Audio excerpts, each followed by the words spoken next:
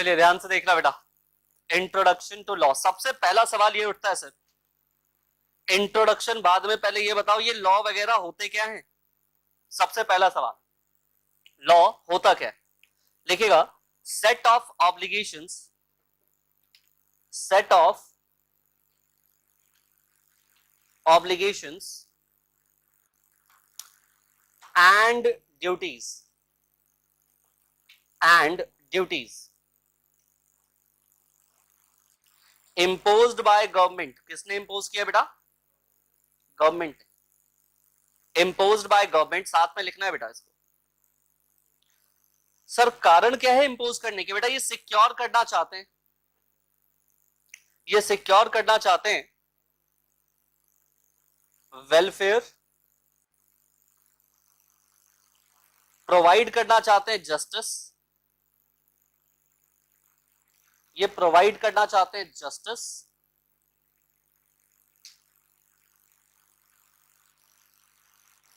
Society को।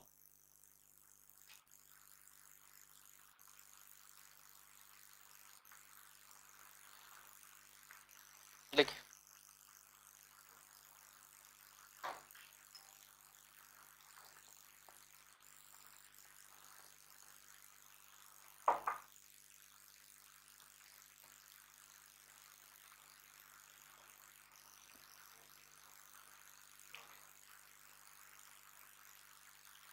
भाई writing समझ में आना पहले रिक्वायरमेंट है। मैं चाहे जितना मर्जी गंदा लिखूं तो मैं समझ में आना चाहिए।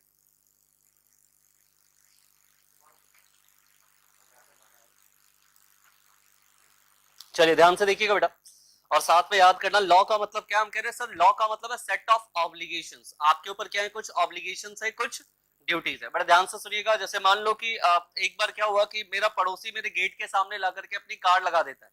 मैंने कहा भाई साहब मत लगाओ ये कार थोड़ी आगे जाके लगाओ, आगे पीछे इधर उधर करके लगाओ, हमें आने जाने में दिक्कत होगी। वो लड़ने लगा मुझसे। फिर उसके बाद मैंने उसको बोला कि हाई कोर्ट का ऑर्डर है कि आप किसी के भी गेट के सामने कार खड़ी नहीं कर सकते। उसके बाद उसने क्या किया? उसके बाद उसने उस गाड़ी को आगे या पीछे जो भी है उसने किया। ये सब फिक्टिशियस एग्जांपल है बेटा, लॉ की बात नहीं करते। पहले अपन लोग लात मुक्का करते हैं, उसके बाद लॉ वगैरह की बातचीत करते हैं। ऐसा ही होता है ना जनरली। नालायक को पहले लॉ की बात क्या कर, मतलब कभी भी लॉ की ही बात पहले होनी चाहिए, उसके बाद ना माने तो फिर बाकी कर लिया करो।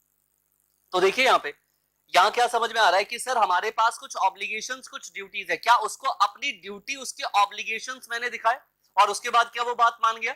यस और नो। लेकिन अगर मैं उसको कहता कि भाई ये चीज करना मेरे हिसाब से ठीक नहीं है, तो शायद वो मुझे मना कर देता। करता या नहीं करता? कर देता। मना ही कर रहा था वो कि नहीं भाई मैं तो यही खड़ी करूंगा, बता क्या कर लेगा, है ना। लेकिन मैंने उसको बोला हाई कोर्ट के ऑर्डर है भाई साहब, उसके बाद वो आगे पीछे करता है गाड़ी को। तो कहीं ना कहीं उसको समझ में आया कि ये ड्यूटीज हैं, ये ऑब्लिगेशंस हैं। क्या है बेटा? ये ड्यूटीज हैं, ये ऑब्लिगेशंस है। अच्छा एक बात बताओ, अगर आप इन ड्यूटीज एंड ऑब्लिगेशन को परफॉर्म ना करो, अगर इसकी नॉन परफॉर्मेंस हो बेटा, अगर आप इसको परफॉर्म ना करो, तो क्या आपको पेनल्टी इंपोज होगी बेटा? हाँ जी, क्या आपको पेनल्टी इंपोज की जाएगी? Yes sir. क्या आपके ऊपर जुर्माना लगाया जाएगा? बिल्कुल लगाया जाएगा। क्या आपको जेल भी हो सकती है क्या? जी हाँ सर, आपको जेल भी हो सकती है। राइट, एज द केस में भी क्राइम कैसा है उस पर डिपेंड करता है। तो भी आप समझे कि जब हम लॉ की बात कर रहे हैं, ये सेट ऑफ ऑब्लिगेशन है भाई, एक ऑब्लिगेशन नहीं है, बहुत सारी ऑब्लिगेशन है। क्या है बेटा? Set of obligations and duties. अच्छा किसने लगाया? मैंने अपने पड़ोसी पे लगाया क्या? नहीं। किसने लगाया बेटा? गवर्नमेंट ने। किसने लगाया? Imposed by the government, imposed by the government. और मैं कह सकता हूं क्योंकि यहां पे फाइन एंड पेनल्टी है, तो भैया क्योंकि यहां पर फाइन एंड पेनल्टी है तो ये क्या है? मैंडेटरी टू फॉलो है। क्या है बेटा? ये मैंडेटरी टू फॉलो, कि आपको इसको फॉलो करना ही पड़ेगा। दिस इज नॉट ऑप्शनल कि आप कहो कि नहीं मेरा मन करेगा तो करूंगा, नहीं करेगा तो नहीं करूंगा। ये कोई ऑप्शनल चीज है नहीं बेटा। राइट। अच्छा सर इससे गवर्नमेंट करना क्या चाहती है? लॉ बना लिया गवर्नमेंट ने, लॉ बना करके गवर्नमेंट करना क्या चाहती है बेटा? गवर्नमेंट करना चाहती है वेलफेयर को सिक्योर। किसको बेटा? वेलफेयर को। वेलफेयर का मतलब क्या होता है? सामाजिक कल्याण। क्या? सामाजिक कल्याण। तो गवर्नमेंट वेलफेयर को कैसे सिक्योर करती है? By law. भाई ये वेलफेयर ही तो सिक्योर किया ना गवर्नमेंट ने। अगर मान लो कि इसके ऊपर कोई रूल नहीं होता, कोई रेगुलेशन नहीं होता कि किसी के घर के आगे गाड़ी खड़ी करनी कोई दिक्कत वाली बात नहीं, खड़ी कर दो, तो बताओ हर कोई किसी के भी घर के आगे गाड़ी खड़ी करेगा या नहीं करेगा? करेगा। तो कहीं ना कहीं ये सिक्योर कर रहा है वेलफेयर को। क्या कर रहा है बेटा? वेलफेयर को सिक्योर कर रहा है और जस्टिस दे रहा है किसको बेटा? सोसाइटी को। किसको जो जस्टिस दे रहा है? ये सोसाइटी को जस्टिस दे रहा है। और मैं कह सकता हूं कि लॉ बनाने का ये एम है। ये क्या है बेटा? Aim to formulate law. Law बनाने का एम क्या है? Securing and providing welfare and justice. Write down,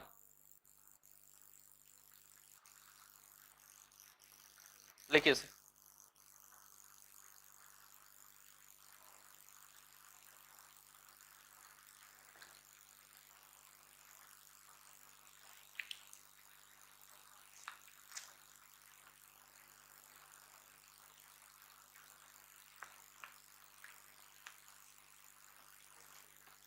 लिख लिया?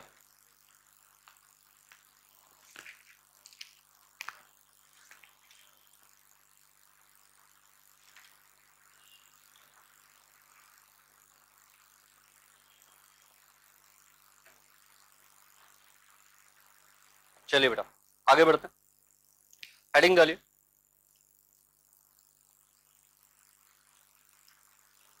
Evolution of law.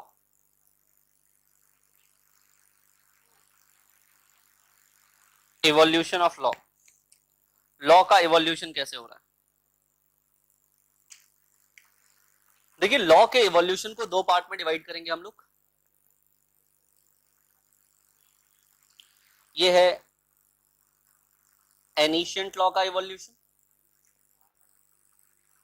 एक है मॉडर्न लॉ का इवोल्यूशन। जो मॉडर्न लॉ का इवोल्यूशन हो रहा है वो कैसे हो रहा है बच्चों? मॉडर्न लॉ का जो इवोल्यूशन है इसके सोर्सेस क्या क्या है?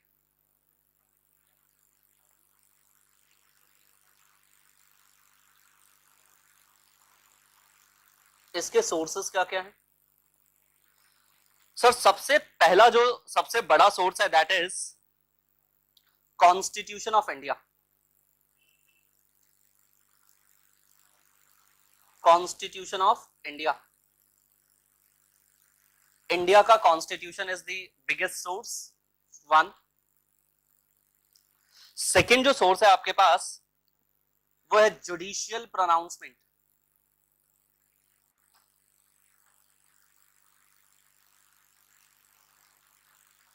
जुडिशियल प्रोनाउंसमेंट के बाद थर्ड जो है उसको लिखिए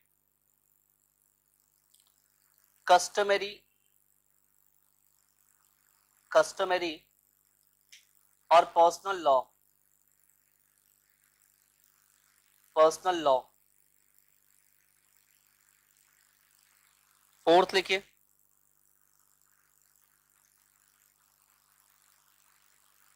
ऑर्डिनेंस, रेगुलेशंस एक्सेट्रा।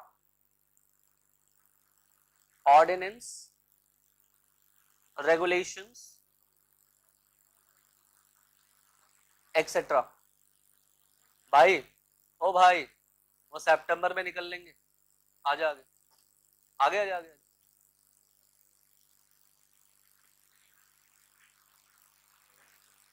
दिसंबर तक होना भाई, जनवरी तक। हम दिसंबर में छोड़ देंगे। समझ में आ रही बात?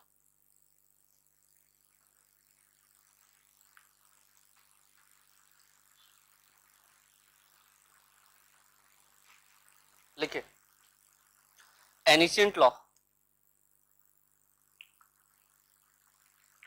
इसको रहने दो, इसको अभी के लिए हम छोड़ते हैं। थोड़ी देर में देखेंगे एनिशियंट लॉ को, क्योंकि आज मैं सोर्सेज ही पढ़ा दूं ना मॉडर्न लॉ के, ये खत्म हो जाए पहले फिर देखेंगे। लिखिए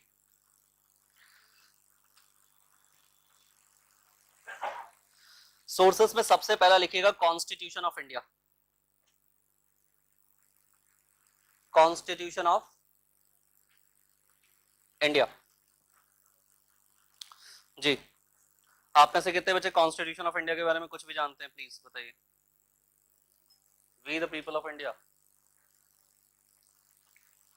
तो कॉन्स्टिट्यूशन 1935 में बना। कब बना?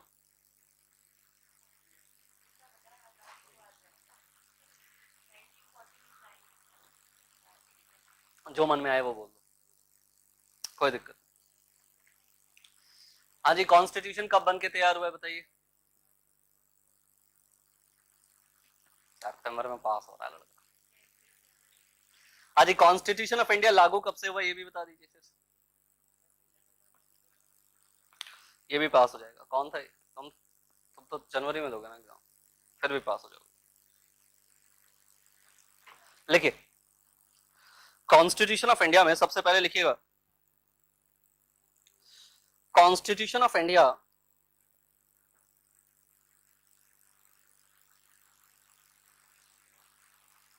is the mother law, is the mother law। इसको हम लोग ग्रंड नॉर्म भी कहते हैं। मदर लॉ का मतलब होता है ग्रंड नॉर्म, मतलब जहां से सारे के सारे बाकी के लॉज जो है ना वो निकल के आ रहे हैं। जैसे अगर मैं कहूं कि गंगा है तो गंगा गंगोत्री से निकलती है, तो उसके बाद भी ना उससे 4-5 नदियां क्या हो रही है बेटा, वो निकल रही है। तो कह लो कि उनकी जो ग्रंड नॉर्म है वो क्या है बेटा, ग्रंड नॉर्म है गंगोत्री, राइट। ठीक वैसे ही अगर मैं कहूं कि यहाँ इंडिया में जितने भी लॉज है ना वो सारे के सारे लॉज कहां से सर्कुलेट हो रहे हैं, कहां से अपनी कह लीजिए वैलिडिटी लेते हैं, कॉन्स्टिट्यूशन ऑफ इंडिया से। अगर कोई भी ऐसा लॉ है जो कॉन्स्टिट्यूशन ऑफ इंडिया का कॉन्स्टिट्यूशन ऑफ इंडिया को कॉन्ट्राडिक्ट करता हुआ है तो वो कभी भी लॉ इंडिया में एप्लीकेबल हो ही नहीं सकता, राइट। तो इसीलिए याद रखिएगा कॉन्स्टिट्यूशन ऑफ इंडिया को मदर लॉ कहा जाता है। अगर आप कॉन्स्टिट्यूशन ऑफ इंडिया की बात करेंगे तो ओरिजिनली अगर मैं कहूं तो बच्चों ओरिजिनली कॉन्स्टिट्यूशन ऑफ इंडिया में हमारे पास 22 चैप्टर्स हैं। How much? 22 chapters, right. 22 chapters हैं। इसके अलावा अगर मैं कहूं तो कॉन्स्टिट्यूशन ऑफ इंडिया के अंदर आप देखोगे कि आपको टोटल 12 शेड्यूल्स मिल जाएंगे, आपको टोटल 12 शेड्यूल्स मिल जाएंगे और 395 आर्टिकल्स मिल जाएंगे बेटा। ओरिजिनली है ये, याद रखिएगा मैंने लिखा है ओरिजिनली। रिसेंटली क्या है बेटा, रिसेंटली दिस इज नाउ 448। लेकिन हमसे नहीं पूछा जाएगा, जितनी इंफॉर्मेशन मैं दे रहा हूं वो आपके एमसीक्यू के लिए इंपॉर्टेंट है, जितने ये सीएमए वाले बच्चे और सीए वाले बच्चों एक्स्ट्रा है तुम्हारे लिए, पढ़ लो। तो भाई साहब ये 22 चैप्टर्स में आपके पास है, आपके पास टोटल 12 शेड्यूल्स है और 395 क्या है बेटा, आर्टिकल्स है। तो 395 आर्टिकल्स के साथ आपके पास कॉन्स्टिट्यूशन ऑफ इंडिया जो है ओरिजिनली आया था, करेक्ट है? ठीक है सर। देखिए कॉन्स्टिट्यूशन ऑफ इंडिया में मैंने कहा कि अगर आप देखोगे तो जनरली आपको ये चैप्टर्स तो दिखाई देंगे ना, इन चैप्टर्स के अंदर आपको दिखाई क्या देता है, इन चैप्टर्स के अंदर आपको आर्टिकल्स दिखाई देते हैं। जैसे आप जनरली क्या करते हो, जनरली आप बाकी के लॉज में सेक्शंस पढ़ते हो, कॉन्स्टिट्यूशन ऑफ इंडिया में ये क्या है बेटा, आर्टिकल्स हैं। कॉन्स्टिट्यूशन ऑफ इंडिया में ये क्या है, आर्टिकल्स। मैं बार बार बता चुका हूं आपको कि लॉ के अंदर सेक्शंस मतलब पैराग्राफ का नंबर है, पैराग्राफ का नंबर, पैराग्राफ 1, पैराग्राफ 2, पैराग्राफ 3, उसी को हम ऐसे बोलते हैं सेक्शन 1, सेक्शन 2, सेक्शन 3। और ये क्या करता है, ये आपके रेफरेंस को इजी कर देता है। अगर आपको मैं कहता हूं कि आराम से सेक्शन नंबर 25 निकालो तो बहुत आराम से पेजेस के साथ आप सेक्शन नंबर 25 निकाल सकते हो। लेकिन अगर मैं कहूं कि सीधा असेंशियल्स ऑफ कॉन्ट्रैक्ट निकालो तो नहीं निकाल पाओगे। मैं कहूं कंसिडरेशन निकालो तो शायद ढूंढते ही रह जाओगे और कल की क्लास वापस से आ जाएगी आपकी। तो मेरा कहने का मतलब है कि सेक्शंस क्या करती है बेटा, रेफरेंसेस को आसान करती है और इसीलिए आप सेक्शंस देखते हो। और वही सेम काम कॉन्स्टिट्यूशन ऑफ इंडिया में आर्टिकल करता है, जो कि आप आर्टिकल्स जो है टोटल देखते हो 395 है हमारे पास, राइट।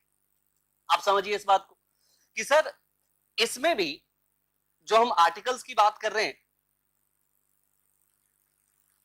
और शेड्यूल की बात कर रहे हैं, इसमें एक शेड्यूल हमारे पास है, शेड्यूल नंबर 7। लिखिए schedule number 7, schedule number 7। Total कितने शेड्यूल है बेटा, 12। क्या सारे याद करने? नहीं, शेड्यूल 7 भी आपकी बुक में नहीं लिखा है लेकिन आप लिख सकते हैं शेड्यूल नंबर 7। एक्चुअली मतलब शेड्यूल नंबर 7 का कंटेंट गिवन है, शेड्यूल नंबर 7 का नाम नहीं लिखा हुआ है। शेड्यूल नंबर 7 जो है, इससे पहले थोड़ी सी इंफॉर्मेशन और दीजिए। देखिए गवर्नमेंट की बात कीजिए, गवर्नमेंट कितने टीयर गवर्नमेंट है हमारे पास, कितने टीयर की गवर्नमेंट है, कितनी गवर्नमेंट्स है हमारे पास नालायकों? हाँ लिख दिया तो 3 हो गई, बताओ कौन कौन सी। अभी मिटा दूंगा इसको। चलो central CG Modi ji, SG केजू, और अच्छा और डिस्ट्रिक्ट जज लोकल गवर्नमेंट एलजी, ये ना। देखिएगा लोकल गवर्नमेंट्स में क्या आते हैं, लोकल गवर्नमेंट्स ध्यान से समझिएगा, अगर आप अर्बन एरिया में हो बच्चों और अगर आप रूरल एरिया में हो तो यहाँ पे डिफरेंस होता है। जब आप रूरल एरिया में देखोगे तो यहाँ पर पंचायत होती है, क्या होती है बेटा, पंचायत। और जब आप अर्बन एरिया में जाओगे तो आप यहाँ पर उनको देखोगे एमसीडीज वगैरह, जैसे दिल्ली में है, आप मुंबई में जाओगे तो बीएमसी देखोगे, तो इसको क्या बोलते हैं, कॉर्पोरेशंस। क्या बोलते हैं बेटा, कॉर्पोरेशंस, कॉर्पोरेशन, म्युनिसिपल कॉर्पोरेशंस, क्या बोलते हैं इसको आप, म्युनिसिपल कॉर्पोरेशन। तो ये आपके पास लोकल गवर्नमेंट है, इसीलिए हमारे पास 3 टियर गवर्नमेंट है। बाद में जाकर के हमने लोकल गवर्नमेंट इंट्रोड्यूस किया है। मैं बता दूं ओरिजिनली हमारे पास लोकल गवर्नमेंट नहीं था, 80 के आसपास जो हमने लोकल गवर्नमेंट को इंट्रोड्यूस किया है। मेनली जो गवर्नमेंट है वो सीजी और एसजी है। मेनली जो गवर्नमेंट है वो क्या है बेटा, सीजी और एसजी है। अब सवाल ये उठता है कि सर देखो सेंट्रल गवर्नमेंट में मोदी साहब है और स्टेट गवर्नमेंट में दिल्ली की बात करें तो यहाँ पे केजू भाई है। अब दोनों में क्या लड़ाई रहती है क्या, ये सर ठनी रहती है। अच्छा क्या इस लड़ाई को रोकने के लिए कॉन्स्टिट्यूशन को कुछ काम करना चाहिए या नहीं करना चाहिए, बिल्कुल। क्या बताओ, एक बात समझो कि वेस्ट बंगाल में ममता बनर्जी है और सेंट्रल गवर्नमेंट में मोदी सरकार है, बीजेपी और टीएमसी, क्या दोनों में भिड़ी रहती है, जी हाँ भिड़ी रहती है। तो सर क्या ये लोग काम कर पाएंगे इजिली, बिल्कुल भी नहीं भाई। इस बात को ना हमारे कॉन्स्टिट्यूशन मेकर्स ने 1946 में समझ लिया था, जब से हमारा कॉन्स्टिट्यूशन बनना स्टार्ट हुआ था। और इसीलिए हमने एक शेड्यूल डाला, शेड्यूल नंबर 7। शेड्यूल नंबर 7 क्या करता है, शेड्यूल नंबर 7 आपको ना 3 लिस्ट देता है बच्चों। ये आपको 3 लिस्ट देता है, लिस्ट ए बी और सी, या list 1, list 2 and list 3। List 1 is known as union list. List 1 को किस नाम से जानते हैं आप, यूनियन लिस्ट। लिस्ट 2 को आप लोग स्टेट लिस्ट के नाम से जानते हैं, किस नाम से जानते हैं बेटा, स्टेट लिस्ट। और स्टेट 3 सॉरी लिस्ट 3 को आप जानते हैं किस नाम से, कॉन्करेंट लिस्ट। बच्चों जी यूनियन लिस्ट में जितने भी आइटम्स लिखे हैं, इसमें जितने भी मैटर्स लिखे हैं उनको आप आइटम्स या मैटर्स कह सकते हैं। उन सारे के सारे आइटम्स या मैटर्स के ऊपर लॉ बनाने की पावर, हाँ जी, पावर टू मेक लॉज किसके पास आएगी,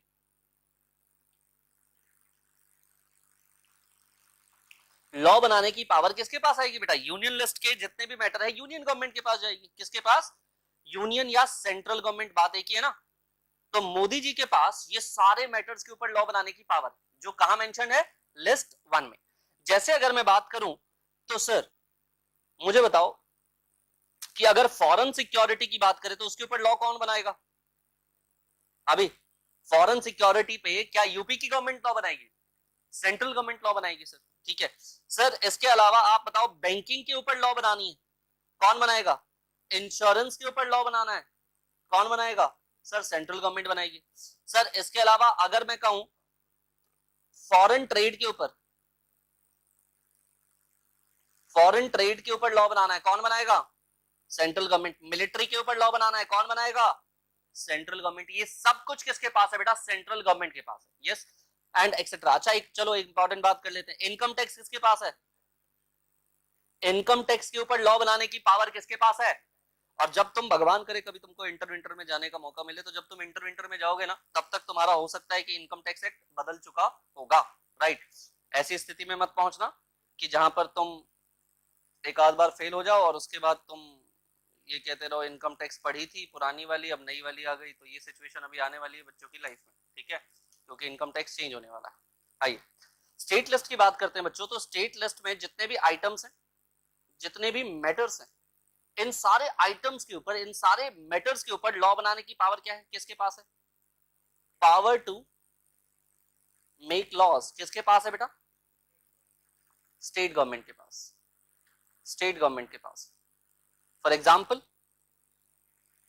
कौन कौन से मैटर्स हो सकते हैं वो, जैसे हेल्थ केयर, ऐसे हेल्थ केयर तो वहां है, फॉरेस्ट, पुलिस, पुलिस किसके कंट्रोल में होती है, स्टेट गवर्नमेंट के, है ना।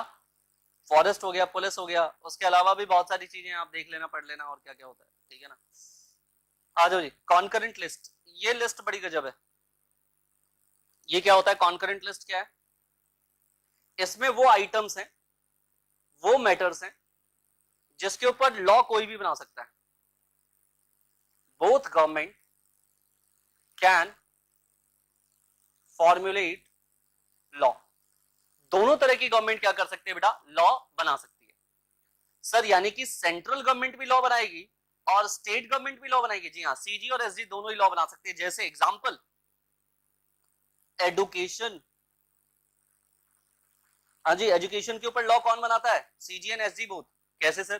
क्या आपके पास स्टेट गवर्नमेंट के सारे रिस्पेक्टिवली आप देखोगे तो उनके अपने ही कुछ बोर्ड्स होते हैं। सेंट्रल गवर्नमेंट का भी एनसीईआरटी और सीबीएसई बोर्ड है या नहीं है? है। ऐसे ही अगर मैं कहूं हेल्थ केयर, आप दिल्ली में चले जाओ तो हेल्थ के ऊपर भी आपको दिखाई देगा सेंट्रल गवर्नमेंट के भी हॉस्पिटल्स हैं और स्टेट गवर्नमेंट के भी हॉस्पिटल्स हैं बेटा, एंड सो ऑन। इस जैसे और भी बहुत सारे मैटर्स हैं जो यहाँ पर आते हैं बेटा, जिसको हम लोग कॉन्करेंट लिस्ट में रखते हैं। तो कोई भी लॉ बना सकता है। इंपॉर्टेंट बात ये है सर, एक बात बताओ, अगर दोनों ही लॉ में कॉन्ट्राडिक्शन हो तो किसके लॉ को मानोगे आप? If there is any contradiction, if there is any contradiction, तो उस स्टेट में किसका लॉ अप्लाई होगा?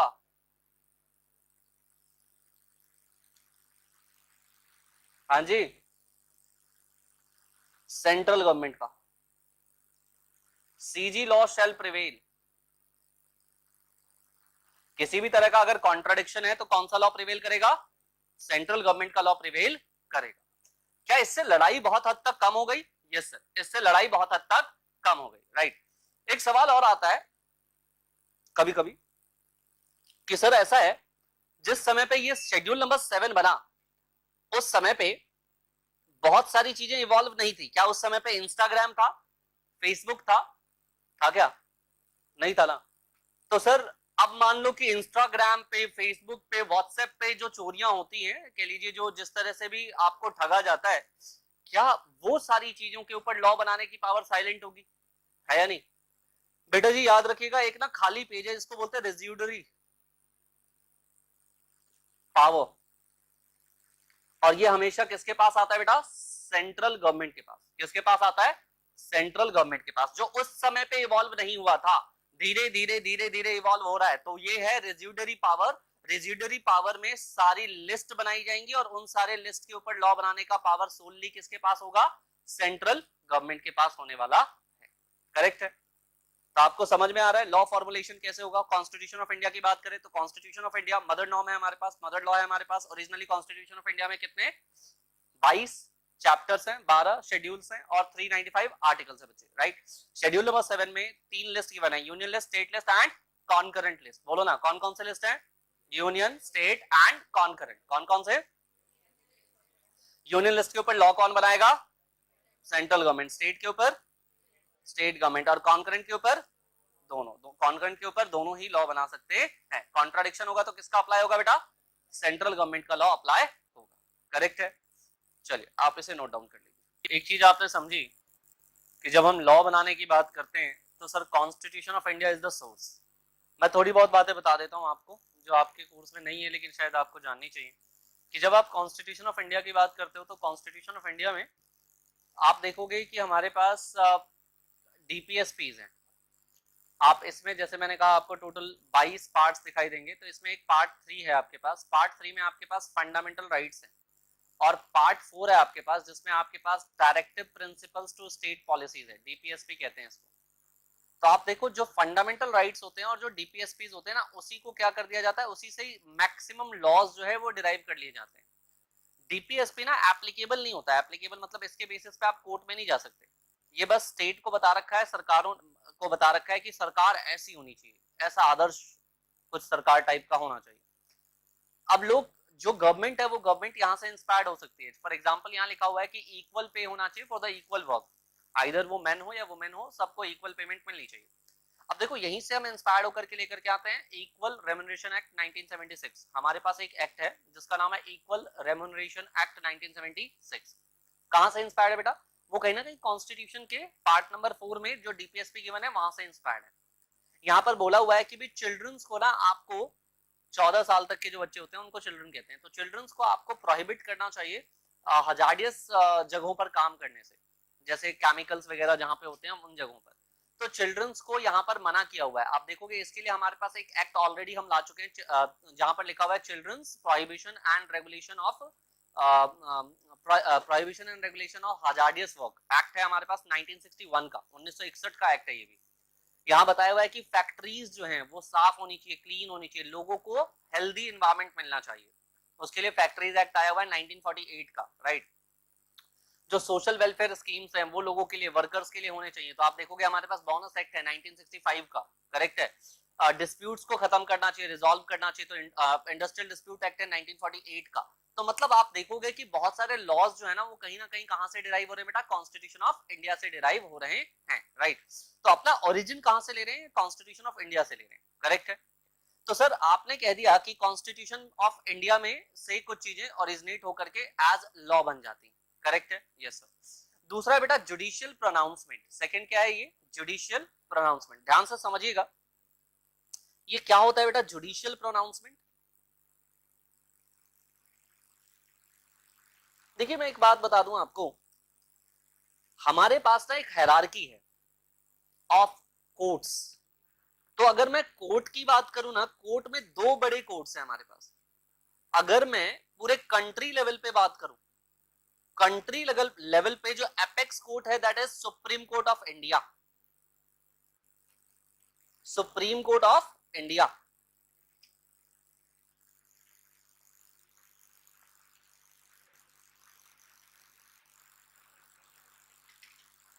लेकिन अगर मैं स्टेट लेवल पे बात करूं तो वो यहां आता है बेटा high court of state, correct.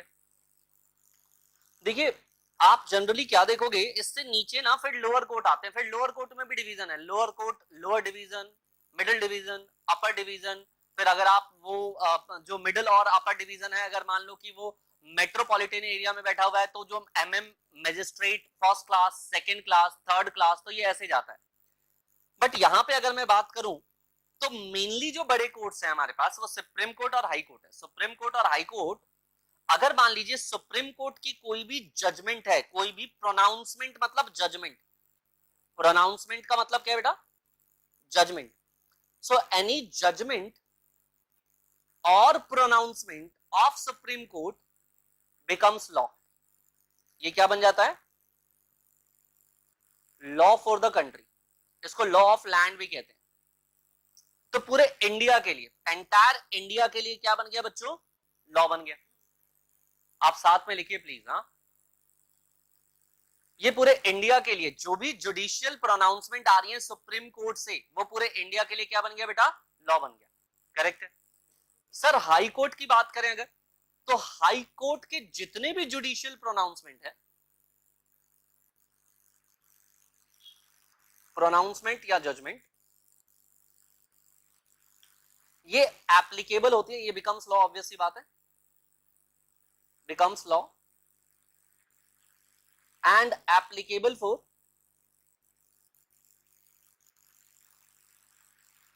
The area of jurisdiction of the court, of the court। और एक वर्ड और ऐड कर लो, territorial jurisdiction of the court। देखिए एक एग्जांपल लेता हूं मैं, ध्यान से सुनिएगा। जैसे वेस्ट बंगाल है, तो आप देखोगे वेस्ट बंगाल का जो हाई कोर्ट है ना, उसका टेरिटोरियल जुरिस्डिक्शन वेस्ट बंगाल पे तो है ही है, साथ में दादर एंड नागर हवेली जो है इसके ऊपर भी है। तो आप देखो दादर एंड नागर हवेली क्या है बेटा, एक यूनियन टेरिटरी है। तो वहां पर अगर कोई भी केसेस होते हैं तो उनका हाई कोर्ट कौन सा है, उनका हाई कोर्ट है कोलकाता हाई कोर्ट। कौन सा बेटा, कोलकाता हाई कोर्ट। तो भी वेस्ट बंगाल पे जो भी हाई कोर्ट ने बोल दिया पूरे वेस्ट बंगाल पे तो लगेगा ही लगेगा, साथ में दादर एंड नागर हवेली पे भी लगेगा, करेक्ट है। आप जैसे पंजाब और हरियाणा की बात कर लीजिए, तो पंजाब और हरियाणा के लिए आपके पास एक ही हाई कोर्ट है, Punjab and Haryana high court. तो अगर उन्होंने कोई भी जजमेंट दे दी तो वो पंजाब हरियाणा पे लगने वाली है, करेक्ट है। समझ में आ रही बात जी, आप इसे लिख सकते हैं।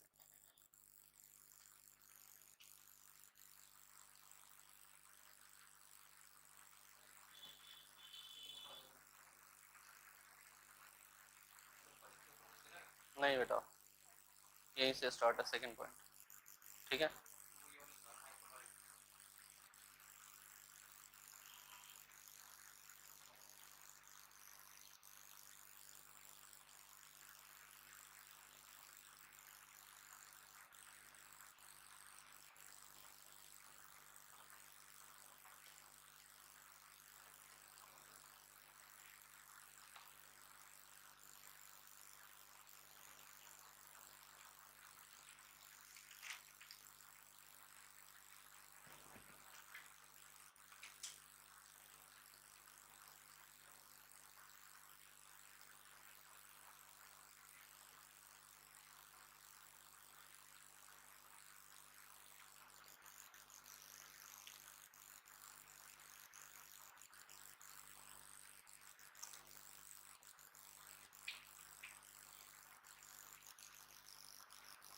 ठीक है, हो गया।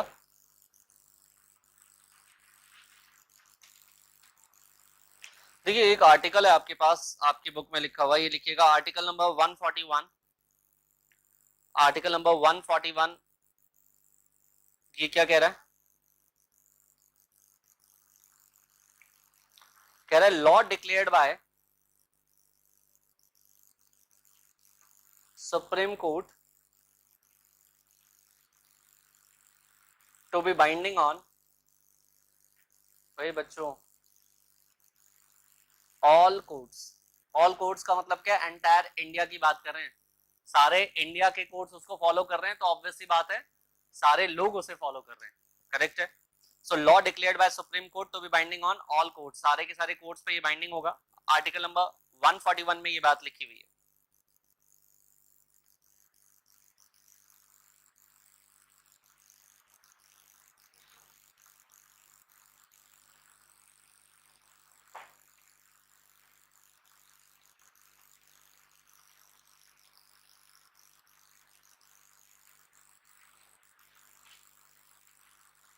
तो हम कह सकते हैं सोर्स ऑफ लॉ में हमारे पास हाई कोर्ट भी है और सुप्रीम कोर्ट भी है। अगर इन्होंने भी कोई लॉ पास कर दिया, कोई ऑर्डिनेंस नहीं, कोई ऑर्डर पास कर दिया, तो बेटा उसको भी हम इक्वली एप्लीकेबल मानते हैं कि वो भी हमारे लिए क्या हो जाएगा, लॉ। जैसे अगर आपने हाल फिलहाल में सुना होगा तो इलेक्टोरल बॉन्ड वाला जो केस हुआ था, तो उसके अंदर उन्होंने इलेक्टोरल बॉन्ड को क्या कर दिया था, डिसमिस कर दिया था, अनकॉन्स्टिट्यूशनल बता दिया था। और क्योंकि वो अनकॉन्स्टिट्यूशनल था तो अब इलेक्टोरल बॉन्ड की खरीद और परचेज जो है वो बंद कर रखी है, राइट। आप उसको खरीद परचेज नहीं कर सकते उसकी। इसके अलावा बहुत सारे मैटर है, जैसे अगर मैं ट्रिपल तलाक की बात करूं तो उसको भी बैन करने वाला, खत्म करने वाला कौन है बेटा? सुप्रीम कोर्ट ऑफ इंडिया ही है, करेक्ट है। एंड सो ऑन, इस जैसे बहुत सारे मैटर्स के ऊपर गवर्नमेंट जो है जिसपे अपने डिसीजंस नहीं ले सकती, वहां पे सुप्रीम कोर्ट आ जाता है। और वहां पे अब देखते हो, जैसे आपने अभी रिसेंटली जो कोलकाता रेप केस देखा आपने, तो उसके अंदर नेशनल अगर हम बात करें तो नेशनली उन्होंने एक टास्क फोर्स बना दिया, NTA करके बना दिया उन्होंने, जिसमें 12 लोगों के मेंबर्स हैं, वो पूरे इंडिया से लिए गए हैं। और वो क्या कर रहे हैं, वो कहीं ना कहीं अपनी जो रिपोर्ट है वो 2 महीने के अंदर सुप्रीम कोर्ट को सबमिट करेगी। उसके बाद सुप्रीम कोर्ट देखेगी क्या हो सकता है और क्या नहीं हो सकता है, करेक्ट है। तो इस तरह के डिसीजंस लेने की पूरी पावर दी गई है सुप्रीम कोर्ट ऑफ इंडिया को, करेक्ट है। समझ में आ रही बात? And that becomes a law. तो ये भी एक ओरिजिन है हमारे पास, देखिएगा। तो आपने देखा सर, कॉन्स्टिट्यूशन ऑफ इंडिया है, जुडिशियल प्रोनाउंसमेंट है। तीसरा है बेटा कस्टमरी और पर्सनल लॉ, लिखिएगा, कस्टमरी और personal law.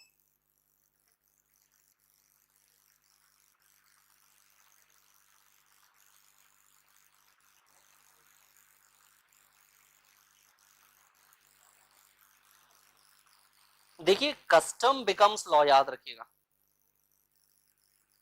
custom becomes law by default. Custom becomes law if it is not contradictory to constitution. If it is not contradictory to constitution. अगर ये कॉन्स्टिट्यूशन के कॉन्ट्राडिक्टरी नहीं है तो जो कस्टम्स हैं वो अपने आप ही क्या बन जाती है बेटा, वो लॉ बन जाती है, फिर उसको आप चैलेंज नहीं कर सकते। जनरली ये पर्सनल नेचर की लॉ बनती है, लेकिन फिर भी there is difference between the customary and personal law. जैसे मैं आपको एक एग्जांपल दे सकता हूं, बहुत सारी ऐसी होती है चीजें जो एक्ट में तो चल रही हैं लेकिन वो कहीं लिखी नहीं है। जैसे फॉर एग्जांपल, किस दिन बजट लाया जाएगा। जनरली 2014 से पहले लास्ट डे ऑफ फरवरी को बजट आता था, लेकिन 2014 में क्या हुआ कि वहां से मोदी जी ने कहा भी अंग्रेजों का सारा कुछ बदलो, और कहीं जब लिखा नहीं है तो बिल्कुल भी बदलो। तो उन्होंने क्या किया, उनको फर्स्ट डे ऑफ फरवरी को बजट लाना उन्होंने शुरू कर दिया। तो आप देखते हो, आप हमेशा फर्स्ट डे ऑफ फेब को क्या आता है बेटा, बजट आता है। तो कस्टम वैसे तो लॉ बन जाता है, लेकिन उसको कहीं ना कहीं सारे लॉज तो चेंज हो ही सकते हैं ना बाय अमेंडमेंट। तो कहीं ना कहीं ये समझ लीजिएगा कि कस्टम को भी चेंज किया जा सकता है, but by default it becomes the law. जैसे एक केस है, मैं आपको बता देता हूं। जब मैं बीकॉम ग्रेजुएट हुआ तो उसके बाद मैंने सोचा कि चलो, वो साइड बाय साइड सीएस चल रही थी, तो मैंने कहा कि चलो एक काम करते हैं, क्यों ना लॉ कर लिया जाए। तो एक प्राइवेट इंस्टीट्यूट में मैंने, मतलब प्राइवेट ऑर्गेनाइजेशन में मैंने अप्लाई किया कि भी लॉ के लिए। उस समय पे अक्टूबर या नवंबर का मंथ था, जो सीएस वाले बच्चे हैं उन लोगों को वो बुला रहे थे, बट देखो अक्टूबर नवंबर में जनरली कोई भी ना किसी तरह का एडमिशन नहीं होता, लेकिन वो उनकी जो यूनिवर्सिटी थी ना वो हमेशा से दिसंबर में बच्चों की लिस्ट लिया करती थी। अब होता क्या है कि मैं अक्टूबर नवंबर सैटरडे संडे कॉलेज जा रहा हूँ और मुझे दिसंबर में पता चलता है कि हमारे जो अभी रिसेंट एडमिशंस थे उनकी लिस्ट यूनिवर्सिटी एक्सेप्ट नहीं कर रही है। तो उन्होंने क्या बोला, उन्होंने बोला भी हम इसके ऊपर हाई कोर्ट जाएंगे, हाई कोर्ट जाने की बात कर रहे थे, करेक्ट है ना। तो कहीं ना कहीं हाई कोर्ट क्यों जा रहे थे, कहीं पे लिखा हुआ था कि सब कुछ कि भाई आप दिसंबर तक लिस्ट प्रोवाइड कर सकते हो, नहीं। लेकिन वो कह रहे हैं कि पिछले 40 सालों से हम हैं और 40 सालों से ये कस्टम चलता आ रहा है और हमारा यूनिवर्सिटी जो है सारे कॉलेजेस की लिस्ट लेता है दिसंबर में। तो custom becomes the law, custom अपने आप से क्या बन चुका है बेटा, लॉ बन चुका है, करेक्ट है। ऑल्दो उसके बाद मैंने कहा भी हाई कोर्ट वगैरह जाने के इतने स्यापे नहीं पालने हम लोगों को, तो वहां से हमने अपना नाम विड्रॉ किया, अगले साल नाम डीयू में आ गया तो आगे बढ़ गए फिर उसके साथ। तो कहीं ना कहीं आप ये समझिए कि सर कस्टम अपने आप से लॉ बनता है। अगर हम यहाँ पे लड़ना चाहते तो लड़ सकते थे या नहीं लड़ सकते थे, लड़ सकते थे ऑन दिस बेसिस ओनली, इस ग्राउंड के ऊपर कि भी कस्टम तो अपने आप से क्या बन जाता है बेटा, लॉ बन जाता है, करेक्ट है। समझ में आ रही बात जी। फिर इसके बाद आइए सर पर्सनल लॉ क्या होता है। आपने बहुत बार सुना होगा हमारे पास मेनली दो तरह के पर्सनल लॉज हैं, एक हमारे पास हिंदू लॉ है और एक हमारे पास मोहम्मदन लॉ है। बड़ा गलत हुआ, बहुत गलत हुआ। हाँ जी, हिंदू लॉ आप अपने लिए कट्टर हो जाइए, दूसरे के लिए लेकिन ऐसी हरकतें ना करें। हिंदू लॉ और मुस्लिम लॉ जो है, मोहम्मदन लॉ जो है, इन दोनों में डिफरेंस क्या है। सर हिंदू लॉ एप्लीकेबल किसके ऊपर है, ये एप्लीकेबल है हिंदू के ऊपर। और मैं बता दूं हिंदू लॉ जो है वो पूरी तरह से कोडिफाइड है। इसके अंदर आपको 3 लॉज पढ़ाए जाते हैं, हमारे पास 3 लॉज हैं। कोडिफाइड का मतलब क्या है, जो कि पास किया गया है बाय द पार्लियामेंट, ये पास्ड है बाय द पार्लियामेंट, ये पास किया गया है। सॉरी 4 लॉ है, 3 नहीं है, एडेप्टेशन का लॉ भी है यहाँ पे, 4 लॉ है। पास बाय द पार्लियामेंट, पार्लियामेंट ने इसे पास किया है। लेकिन मोहम्मदन लॉ जो है वो शरिया कानून से चलता है, वो एक शरीयत लॉ है, वो शरीयत लॉ है। मतलब ये कह लीजिए ये अनकोडिफाइड है। अनकोडिफाइड का मतलब एक जगह पे कहीं पे लिखा हुआ नहीं है। हमारे लॉज, हिंदूज के जो लॉज हैं वो कहीं पर लिखे हुए हैं, क्यों, क्योंकि उसको पास किया गया है बाय द पार्लियामेंट। जबकि अगर मैं मोहम्मदन लॉ की बात करूं तो उन्होंने साफ साफ कह दिया कि हम तो शरीयत लॉ के हिसाब से ही गवर्न किए जाएंगे और हम अनकोडिफाइड रखेंगे, हम अपना लॉ जो है वो पार्लियामेंट के अंदर नहीं बनवाना चाहते, तो उन्होंने नहीं बनवाया अपना लॉ, करेक्ट है। तो ये अनकोडिफाइड नेचर का है। और याद रखिएगा कि जनरली जो मोहम्मदन लॉ है मुस्लिम्स के ऊपर एप्लीकेबल होती है, ये मुस्लिम्स के ऊपर एप्लीकेबल होती है, करेक्ट है। अनकोडिफाइड का मतलब है not, no statute made, statute मतलब लॉ, स्टेच्यूट और लॉ मेड बाय गवर्नमेंट। जबकि इंडिया में अगर मैं बात करूं तो आप देखो पार्लियामेंट ने हिंदूज के लिए लॉज बना रखे हैं, लेकिन मुस्लिम्स के लिए लॉ पार्लियामेंट ने नहीं बना रखे। सो वो कस्टम के द्वारा अपने गवर्न हो रहे हैं, कस्टम क्या चलता आ रहा है उसके द्वारा वो गवर्न हो रहे हैं। जैसे उनके कस्टम में जो चीजें बता रखी है कि आपको ये फॉलो करना है, ये फॉलो नहीं करना है, उसके द्वारा वो गवर्न होते आ रहे हैं। जैसे उनमें बोला जाता है कि भी आप इंटरेस्ट पे पैसे नहीं दे सकते, तो जो लोग मानते हैं, जो लोग इस्लाम में बिलीव करते हैं वो इंटरेस्ट पे पैसे नहीं देते। उनमें कहा जाता है भी औरतों को पर्दे में रहना है, तो जो मानते हैं वो पर्दे में रहना पसंद करते हैं फिर, है ना, एंड सो ऑन। ऐसे बहुत सारी चीजें हैं जिसके द्वारा वो गवर्न किए जा रहे हैं।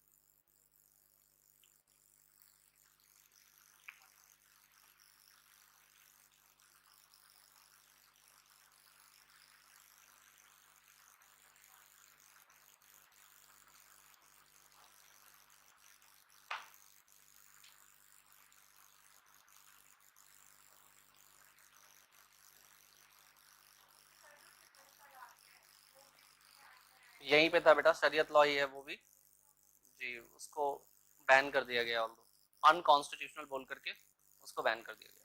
और आप देखो अभी रिसेंटली बात ये भी चल रही है कि ये सारे पर्सनल लॉज को खत्म करेंगे। अगर आपने इस बार 15 अगस्त का भाषण सुना होगा मोदी जी का, तो उन्होंने यही कहा था कि हम एक यूसीसी लाना चाहते हैं। यूसीसी जानते हो, यूनिफाइड सिविल कोड। और ये यूनिफाइड सिविल कोड क्या होगा, जो हिंदू और मुस्लिम दोनों को गवर्न करेगा। ये हिंदू के लिए भी एक ही रहेगा और मुस्लिम के लिए भी एक रहेगा।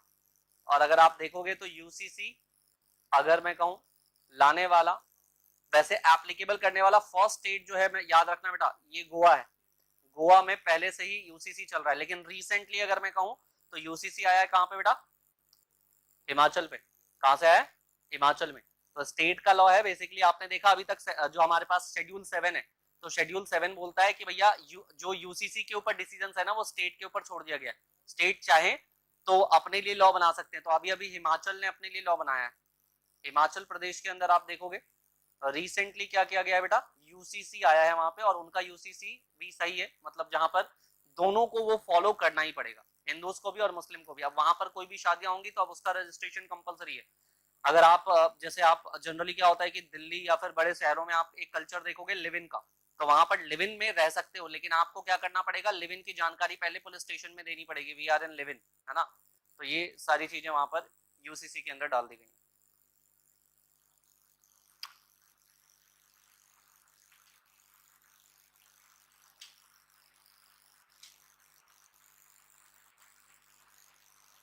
हो गया बेटा?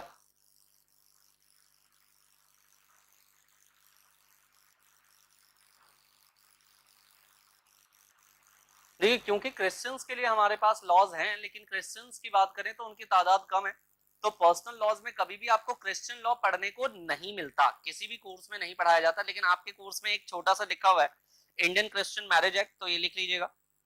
हिंदू मैरिज एक्ट तो है ही है, हिंदू मैरिज एक्ट,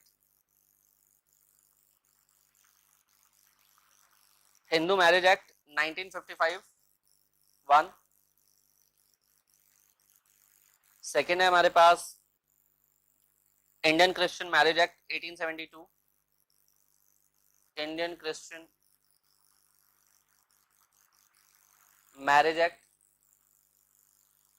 1872। देन एक एक्ट है हमारे पास काजीज एक्ट। काजी जानते हो कौन होते हैं? कौन होते हैं? हाँ जी, 1880। काजीज जैसे हिंदूज में पंडित होते हैं ना, वैसे ही मुस्लिम में कौन होते हैं? काजीज, है ना। तो काजीज एक्ट है हमारे पास 1880। काजीज को गवर्न करने के लिए, काजी की पढ़ाई वगैरह क्या होगी, कैसे होगी, उन चीजों को गवर्न करने के लिए, दैट्स इट। बट इसका मतलब ये नहीं है कि पर्सनल लॉ के ऊपर कोई, पर्सनल थिंग्स के ऊपर कोई लॉ आया हुआ है, ऐसा नहीं है। करेक्ट है, वो अभी भी अनकोडिफाइड है बेटा, मुस्लिम लॉ अनकोडिफाइड है।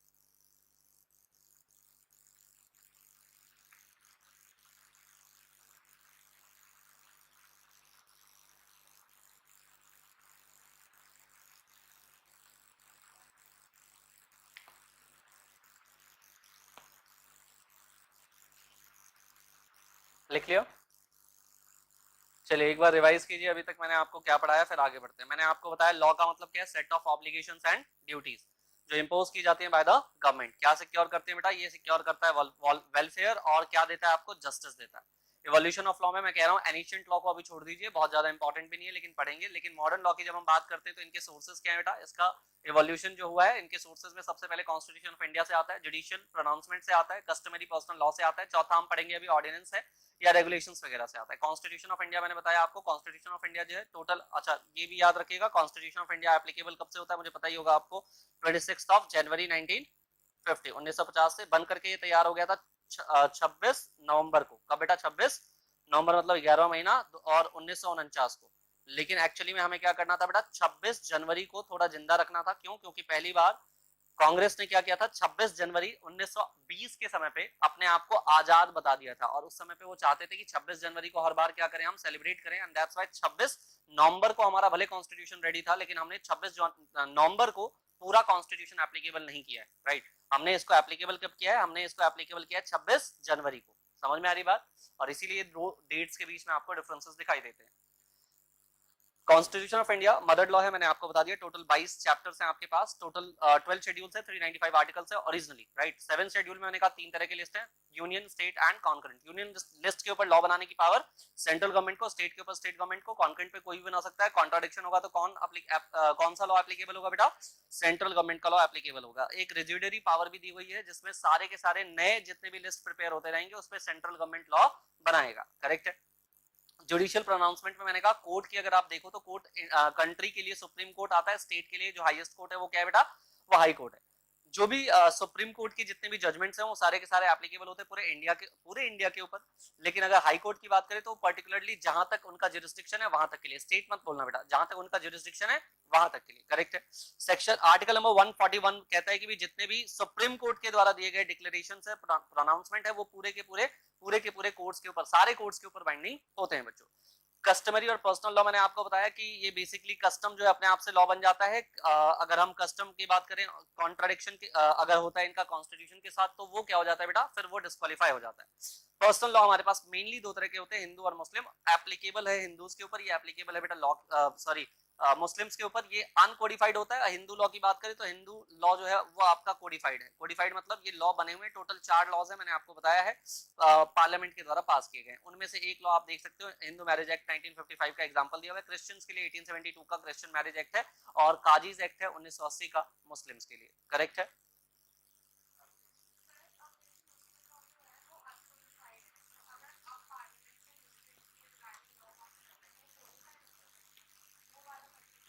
अब जो लॉ आएगा वो हिंदू और मुस्लिम दोनों को के लिए होगा। अभी तो देखो पर्सनल लॉ बोलते हो आप इसे, लेकिन पर्सनल लॉ तो फिर खत्म ही हो जाएंगे ना, फिर तो वो सबके लिए इक्वली एप्लीकेबल हो जाएगा, समझ रहे हो। और जब सबके लिए इक्वली एप्लीकेबल हो जाएगा तो पर्सनल लॉ जैसी कोई चीज रहेगी नहीं।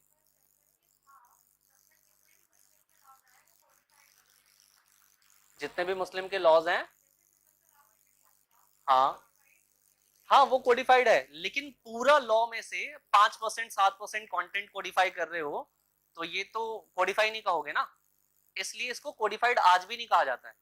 एक आधे एक्ट और हैं जो मुस्लिम्स को पर्सनल लॉज को गवर्न करते हैं उनके, लेकिन इससे उनको कोडिफाई कह देना सही नहीं होगा, क्योंकि वो सारी चीजें ना एक जगह पे लिखी हुई नहीं है, जैसे कि हिंदूज के लिए हैं कि आप भले गीता पढ़ते हो, रामायण पढ़ते हो, लेकिन फिर भी आपको ना जो हमारे 4 लॉज हैं उनके द्वारा गवर्न किया जाएगा। फॉर एग्जांपल एक जैसे मान लो कि मैं अपने सिस्टर के साथ, अपनी कजन सिस्टर के साथ शादी नहीं कर सकता, क्यों? क्योंकि हिंदू लॉ में ये प्रोहिबिटेड है, करेक्ट है। लेकिन मुस्लिम लॉ में ये प्रोहिबिटेड नहीं है। यहाँ तो साफ साफ लिखा हुआ है ना, यहाँ तो हमें साफ साफ लॉ ने मना कर दिया है, करेक्ट है।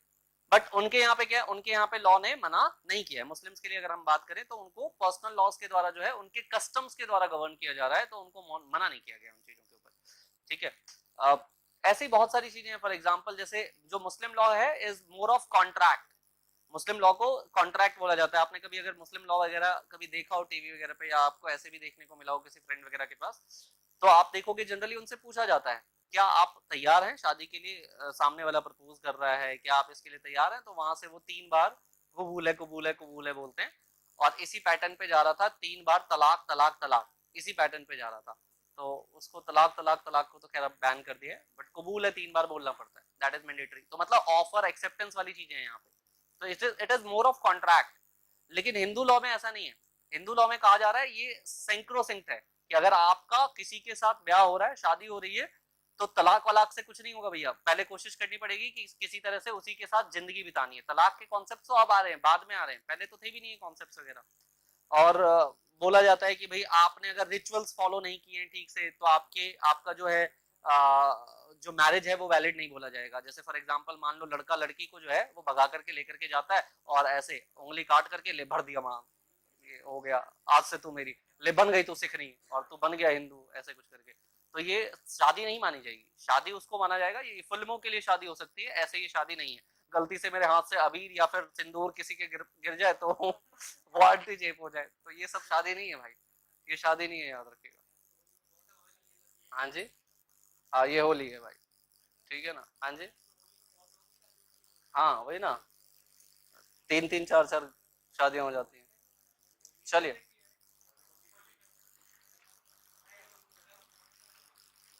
मतलब सारी चीजें लिखी हुई हैं हमारे एक्ट के अंदर, लॉज के अंदर। अब आइए आगे बढ़ते हैं। ऑर्डिनेंस, कौन सा वर्ड है,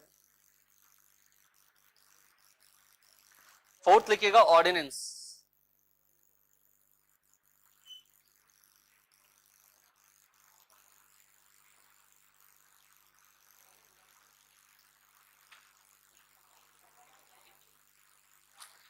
देखिए ऑर्डिनेंस क्या होता है, इसको समझने के लिए आपको थोड़ा सा कुछ और चीजें भी समझनी पड़ेंगी। आई होप आपको पार्लियामेंट के बारे में पता होगा। सो पार्लियामेंट के टोटल कितने सेशंस होते हैं बेटा? जब समय मिले ना तो थोड़ा सा इन चीजों को स्टडी जरूर करना, कुछ पढ़ो या ना पढ़ो, थोड़ा कॉन्स्टिट्यूशन ऑफ इंडिया जरूर पढ़ना। पार्लियामेंट के टोटल 3 सेशंस होते हैं।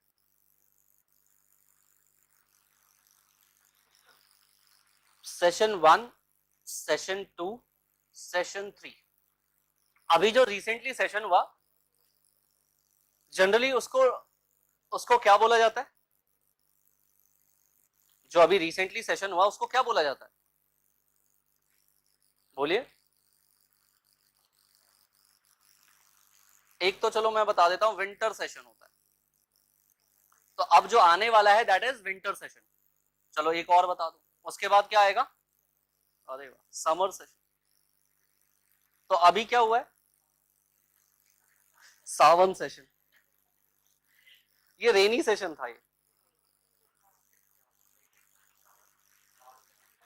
तो भाई साहब ये जो 3 सेशन है आपके पास, अच्छा ये सेशन में हमेशा नहीं रहती मतलब पार्लियामेंट, ऐसा नहीं है कि आज भी आपको सारे पार्लियामेंट लगा हुआ दिखाई देगा, नहीं।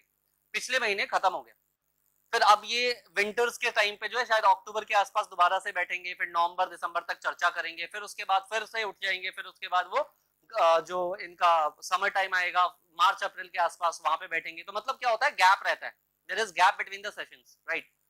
सवाल ये उठता है कि इस गैप के बीच में, देखो सेशंस के दौरान जो है वो लॉ बनते हैं, ये बात तो पक्की है।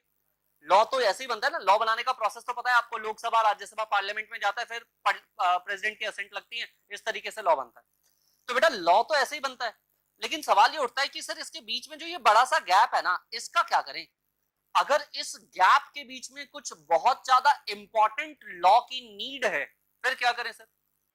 तो सर यहां पर प्रेसिडेंट साहब आते हैं, और प्रेसिडेंट साहब क्या करते हैं बेटा, ऑर्डिनेंस लेकर के आते हैं। अगर यहां पर लॉ की रिक्वायरमेंट है, जैसे मैं आपको एक एग्जांपल देता हूं, अभी रिसेंट का एग्जांपल है।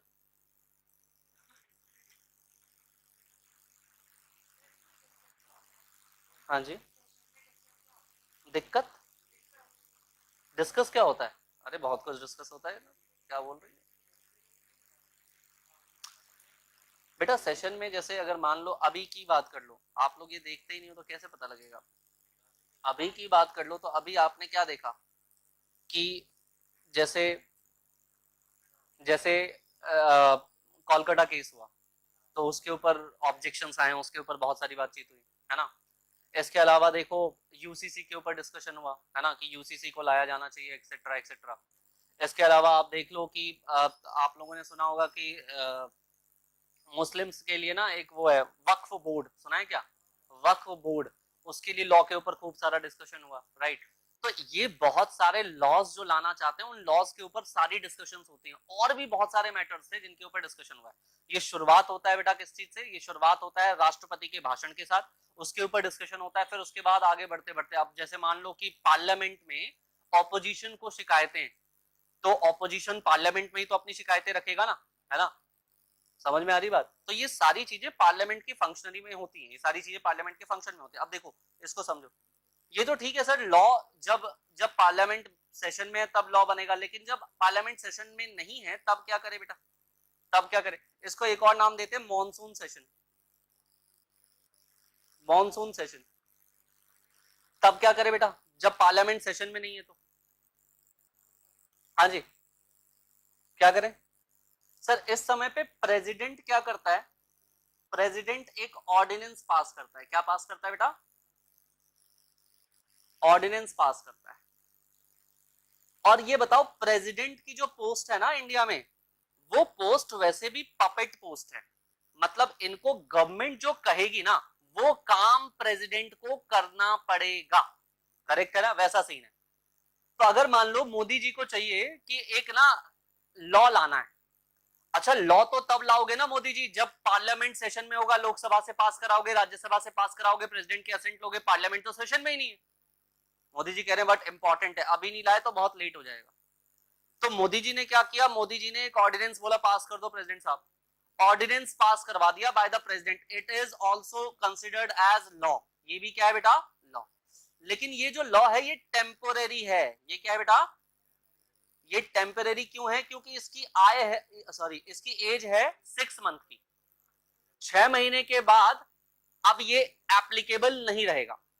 मोदी जी को चाहिए कि इसको ज्यादा बढ़वाना है, तो भैया 6 महीने के अंदर आपका जो पार्लियामेंट्री सेशन होगा उस सेशन में आप बिल इंट्रोड्यूस करो, लोकसभा में पास कराओ, राज्यसभा में पास कराओ, परमानेंट एक्ट बना लो।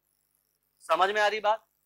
तो ये 6 महीने के लिए होता है, इसीलिए इसको टेम्पोरेरी लॉ बोला जाता है। क्या बोला जाता है? टेम्पोरेरी लॉ बोला जाता है। अब तुम्हें इसकी एक कहानी बता देता हूं, सुन लो। जो ये आप देख रहे हो ना, अभी जो सेशन था रेनी सीजन या फिर कह लीजिए मानसून सेशन वाला जो सेशन था, इससे ठीक पहले सुप्रीम कोर्ट का एक डिसीजन आया। सुप्रीम कोर्ट का डिसीजन था कि दिल्ली गवर्नमेंट जो है एक्चुअल बॉस होगी दिल्ली की। मतलब ये दिल्ली गवर्नमेंट कह रही थी कि जब जनता ने हमें चुना है तो बार बार एलजी मतलब लेफ्टिनेंट गवर्नर, हर स्टेट में गवर्नर होते हैं और जितनी भी यूटीज होती है ना उनके ऊपर क्या होते हैं बेटा? एलजी होते हैं, लेफ्टिनेंट गवर्नर। और ये गवर्नर को अपॉइंट कौन करता है बेटा? Central government. तो सेंट्रल गवर्नमेंट अपना ही बंदा भेजता है। सेंट्रल गवर्नमेंट में कौन है? बीजेपी। तो बीजेपी में एलजी कौन होगा? बीजेपी का बंदा होगा। कौन होगा? बीजेपी का बंदा।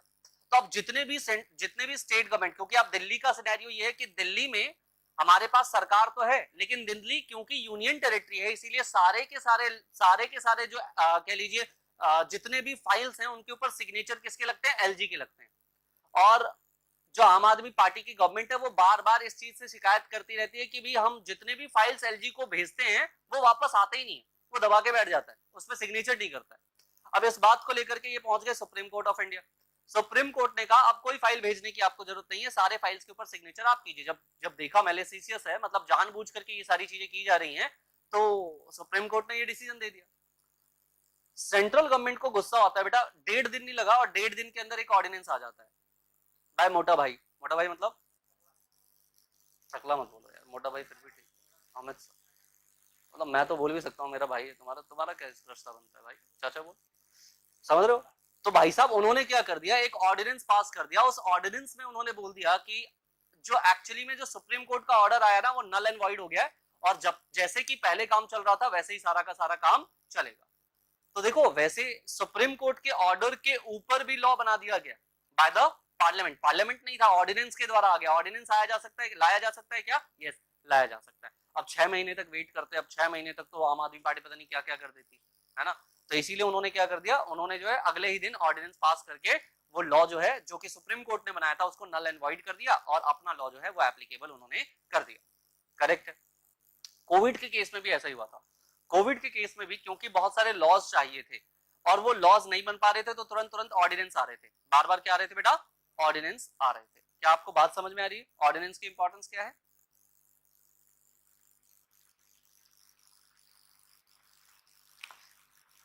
देखिए, थोड़ा सा और समझना पड़ेगा आपको ना।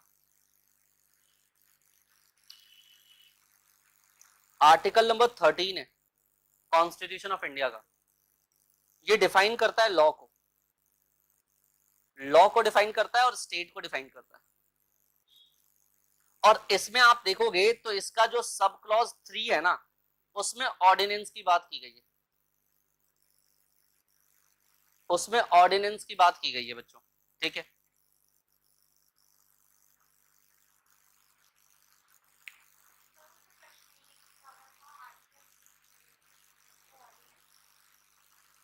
वो तो पार्लियामेंट में लेके आए थे 5 अगस्त 2019। पार्लियामेंट में एक एक्ट आता है, Jammu and Kashmir reorganisation act, और उसको लोकसभा, राज्यसभा और प्रेसिडेंट का असेंट तीनों उसी दिन, और उसके बाद बन गया वो एक्ट। उस एक्ट से 370 और 35A वो दोनों आर्टिकल खत्म, और उसके बाद वहां पे मिलिट्री है और सारे काम चल रहे हैं। 10 दिन पहले से ये सारी चीजें मोदी साहब ना वैसे अपने मंत्रियों को नहीं बताते होने क्या वाला है, बस बोल देते हैं एक काम करो पैरामिलिट्री भेज दो वहां पे। वो एक अभी चीजें चल रही थी कि इवन उस समय पे, जिस समय पे ये 2016 के आसपास, 2016 में शायद, 16 में, हाँ, जो आपने देखा वो नोटबंदी जो हुई थी, डीमोनेटाइजेशन, वो डीमोनेटाइजेशन के बारे में राजनाथ सिंह को नहीं पता था। राजनाथ सिंह कहता है ये क्या हो गया, मतलब जो कि उस समय पे 2016 वाले गवर्नमेंट में he was the home minister, और उनको नहीं पता कि होने क्या वाला है होम में मतलब कंट्री में क्या होने वाला है उसके बारे में नहीं पता राजनाथ सिंह को। तुम बताओ, वो इतनी सीक्रेसी के साथ काम कर रहा है बंदा कि कहीं राजनाथ सिंह तो नहीं मिला हुआ। चलिए आपने लिख लिया इसे। और तभी लोग कहते भी हैं काफी बार कि वो डिक्टेटर है, अपनी चलाते हैं, किसी से पूछते नहीं, कुछ भी अपने तरीके से काम करते हैं। तो हर चीज के प्रोज एंड कॉन्स होते हैं, पूछना चाहिए। हमारे यहाँ पे एक बार आप देखोगे तो इमरजेंसी लगी हुई है, और इमरजेंसी लगी थी 75। अरे वाह, बहुत बड़े हो तुम। 25 जून 1975 को। तो 25 जून 1975 को जो इमरजेंसी लगी है, उस इमरजेंसी के पीछे का सबसे बड़ा कारण ये है कि सिर्फ और सिर्फ मैडम चाहती थी कि इमरजेंसी लगा दो। अगर काउंसिल ऑफ मिनिस्टर से भी पूछा जाता तो शायद इमरजेंसी नहीं होता, और इसीलिए अब हटा दिया गया वहां से वो प्रोविजन। अब काउंसिल ऑफ मिनिस्टर्स का असेंट चाहिए इमरजेंसी लगाने के लिए। तो डिक्टेटरशिप वहीं से आती है जहां पर आपके पास बहुत पावर आ जाता है। जब ज्यादा पावर होगा तो आप उसका मिसयूज ही करोगे, है ना। तो वो काफी बार हमारे यहाँ पे देखा गया हुआ है। आप इसे लिख सकते हैं बेटा, लिखिए इसे।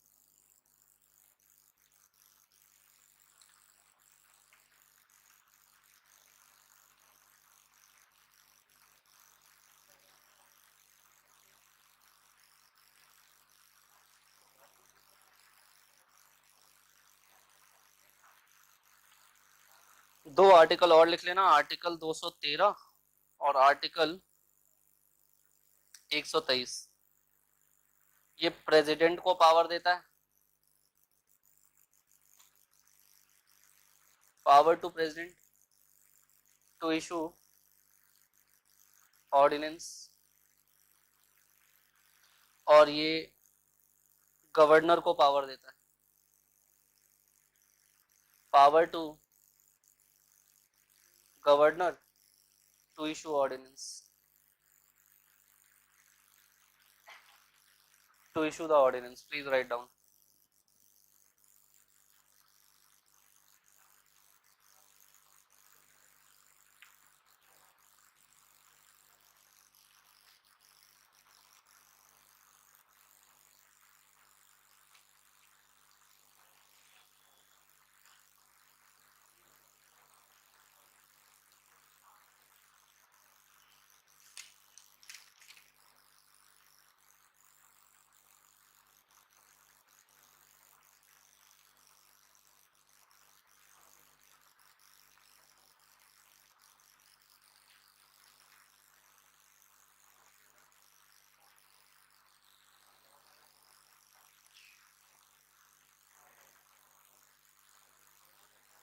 लड़ाई नहीं हुई।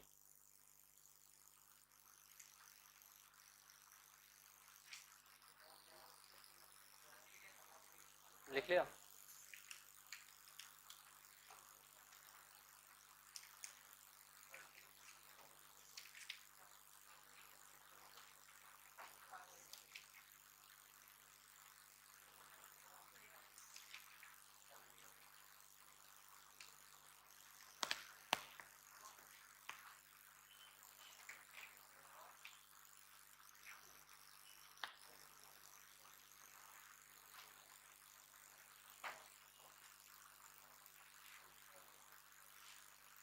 डन।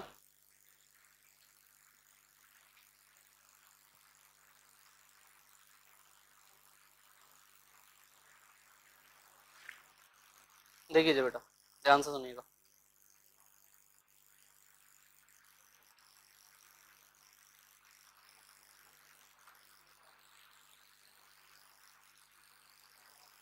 बेटा जी, भारत के डेमोक्रेसी के 3 पिलर्स हैं। और याद रखिए, जैसे मैंने आपसे कहा कि किसी एक के पास सारी पावर्स नहीं हो सकती। इसीलिए आप देखोगे कि हमारे पास सबसे पहले लेजिस्लेचर है, दूसरे एग्जीक्यूटिव्स हैं, और तीसरा जुडिशरी। कुछ लोग कहते हैं मीडिया भी है, सच में है।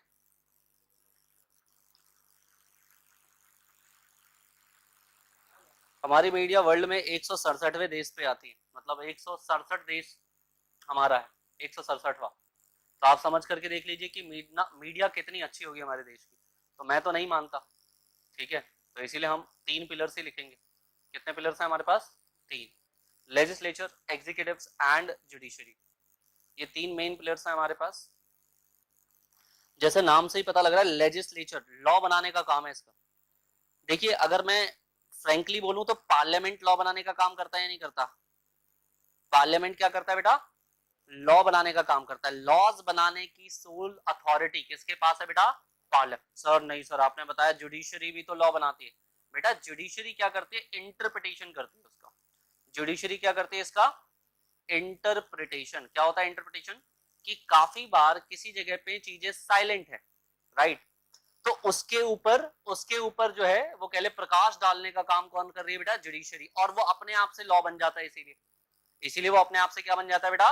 लॉ बन जाता है। लेकिन कभी भी पार्लियामेंट के लॉ की बात करें तो पार्लियामेंट के लॉ को ही इंटरप्रेट करने का काम है किसके पास बेटा? जुडिशरी के पास। तो ये इंटरप्रिटेशन करती है। और साथ के साथ जो लॉज है ना, उस लॉ का कस्टोडियन बोला जाता है। इसको कस्टोडियन क्यों कहा जाता है बेटा? भाई अगर मान लो कि लेजिस्लेचर ने लॉ बनाया, पार्लियामेंट क्या बनाती है? ये लॉ बनाती है। लेजिस्लेचर ने लॉ बनाया है ना। देखिए एक चीज समझिए, लेजिस्लेचर के अंदर कौन से लोग हैं? जिनको हमने चुन करके भेजा है। ये रिप्रेजेंटेटिव सिस्टम के द्वारा वो चुन करके गए। मान के चलते हैं कि वो हम जैसे ही है। जैसे फॉर एग्जांपल इस एरिया से जिस बंदे का चुनाव हुआ है वो हमारी प्रॉब्लम्स को उठा रहा होगा पार्लियामेंट में, हम ऐसा मान करके चल रहे हैं वो हम जैसा ही है। हम सारे पार्लियामेंट नहीं जा सकते थे तो हमने अपना एक नुमाइंदा चुन करके भेज दिया पार्लियामेंट में, वो हमारी प्रॉब्लम्स को वहां उठाएगा। करेक्ट है। तो जो लॉ बन रहा है वो विल ऑफ अस है, मतलब जो जनता चाहती है उनके विल से ये लॉ बन रहा है, ऐसा मानना पड़ेगा। यस और नो? समझ रहे हैं आप? तो यहां पर लॉ बन रहा है पार्लियामेंट के अंदर, वो हमारी इच्छा से बन रहा है। अच्छा, उसका इंटरप्रिटेशन, अगर कहीं पर कोई चीज साइलेंट है तो उसका इंटरप्रिटेशन कौन करेगा बेटा? जुडिशरी करेगी। कौन करेगा?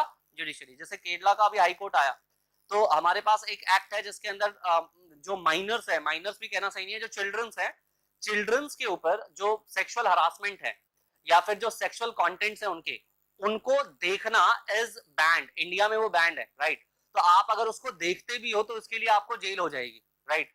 तो सवाल ये उठता है कि सिर्फ देखना बैन है? नहीं, उसको शेयर करना बैन था एक्चुअली में। तो सिर्फ देखना बैन है, शेयर करना बैन है, या देखना भी बैन है, राइट। इंपॉर्टेंट बात ये थी। तो किसी के मोबाइल में वो सेक्सुअल कंटेंट्स पाए गए तो जो हाई कोर्ट है वो हाई कोर्ट कह रहा है नहीं जी, देखना भी बैंड है और इसको शेयर करना भी क्या है? बैंड है। तो यानी कि कहीं पर लॉ साइलेंट था, उस चीज को बताने का काम किसने किया है बेटा? जुडिशरी ने किया है। किसने किया उसको? जुडिशरी। पहले लोग समझ रहे थे सिर्फ शेयर करना बैन है, लेकिन अब समझ में आया कि देखना भी क्या है बेटा? वो बैंड है। करेक्ट है। तो आप समझिए कि कहीं ना कहीं ये एक अपने आप में लॉ बन गया या नहीं बन गया? यस, बहुत क्लियर लॉ बन गया, बहुत क्लियर एक लॉ बन गया। तो इसकी इंटरप्रिटेशन करने का काम जुडिशरी का है। एग्जीक्यूटिव्स कौन होते हैं? पुलिस वाले होते हैं, बेसिकली आईएएस आईपीएस ऑफिसर्स होते हैं। क्योंकि एग्जीक्यूटिव्स का काम क्या है बेटा? एग्जीक्यूटिव्स क्या करते हैं? ये बेसिकली एप्लीकेबल करते हैं लॉ को। They are responsible for the applicability of law. जैसे आप देखो, रेड लाइट जंप के ऊपर 1000 रुपए का फाइन है, लेकिन पुलिस वाले मस्त आराम से पैसे खा रहे हैं या फिर बैठे हुए हैं, चाय पी रहे हैं। तो तुम बताओ, लेजिस्लेचर ने कितना ही अच्छा लॉ बना दिया, अगर हमारा एग्जीक्यूटिव ठीक ना हो तो क्या उसको हम ठीक से अप्लाई कर पाएंगे? हम उसको ठीक से अप्लाई नहीं कर पाएंगे। क्या सही में कल्पिट पकड़ा जाएगा? जिसने जिसने लॉ ब्रेक किया, क्या उसको पकड़ा जा पाएगा? नहीं, ऐसा नहीं हो पाएगा। तो इसीलिए ये 3 मेन पिलर है जहां पे लॉ बनाने का काम लेजिस्लेचर का है, लॉ को एप्लीकेबल करने का काम एग्जीक्यूटिव्स का है, और उसके बाद सजा देने की बात कर लीजिए वो जुडिशरी का है। इंटरप्रिटेशन की बात कर लीजिए तो वो काम किसका है बेटा? जुडिशरी का। इसीलिए लॉ को custodian of law, sorry, judiciary को कस्टोडियन ऑफ लॉ भी कहा जाता है, क्योंकि ये आपको क्या देती है बेटा? ये कह लीजिए कि आपको इम्प्रिजॉनमेंट या फाइन्स वगैरह लगाती है आपके ऊपर, फाइन्स पेनल्टी वगैरह लगाती है आपके ऊपर। आई होप आपको ये चीजें समझ में आ रही होंगी।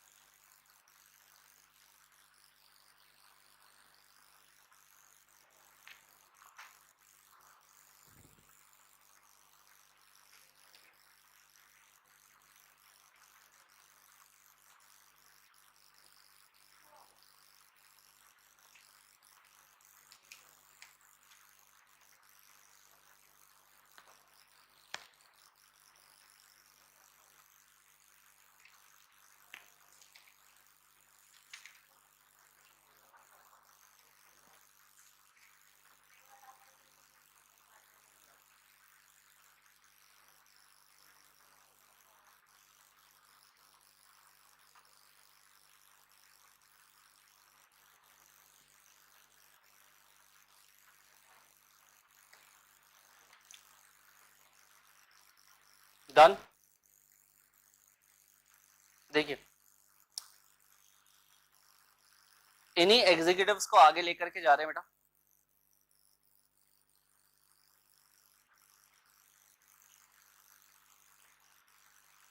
सो जैसे मैंने आपको बताया एग्जीक्यूटिव क्या करती है, ये इन्फोर्स करती है लॉ को।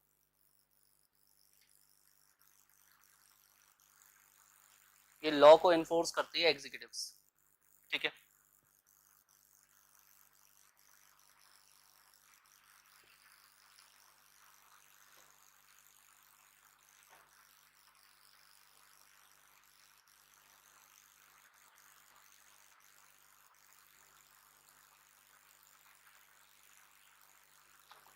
लिखिए एग्जीक्यूटिव्स में हमारे पास रेगुलेटरी बॉडीज आती हैं।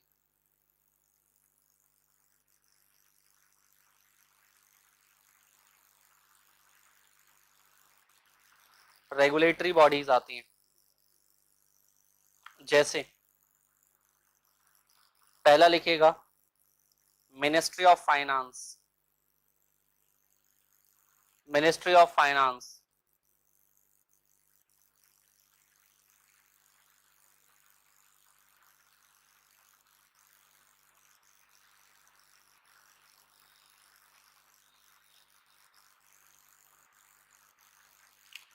ये कंसर्न है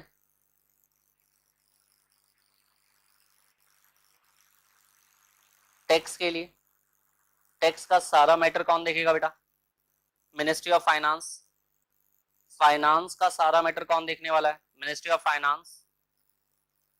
फाइनेंस लेजिस्लेशन की बात कर लीजिए। लेजिस्लेशन मतलब लॉ। फाइनेंस के लॉ बनाने के लिए भी कहीं ना कहीं मिनिस्ट्री ऑफ फाइनेंस से ही सारी रिपोर्ट्स जाएंगी। फाइनेंशियल इंस्टीट्यूशंस, फाइनेंशियल इंस्टीट्यूशंस कितने होने चाहिए, कौन कौन से होने चाहिए, उनके पावर्स क्या होने चाहिए, मिनिस्ट्री ऑफ फाइनेंस ही देखेगा इसको भी। इसके अलावा कैपिटल मार्केट, ये भी इसी के पास है। कैपिटल मार्केट में सेबी कैसा काम कर रहा है नहीं कर रहा है, सब कुछ गवर्न करने का काम इनके पास है। और बजट तो आप जानते ही है, यूनियन बजट। बजट के पीछे लिखा है यूनियन बजट, मतलब सेंट्रल गवर्नमेंट का बजट है। तो सेंट्रल गवर्नमेंट के बजट, स्टेट गवर्नमेंट का भी बजट होता है क्या? जी हाँ, स्टेट गवर्नमेंट का भी बजट होता है। तो यूनियन गवर्नमेंट का बजट जो है वो देखने का काम इनका है। इसके अलावा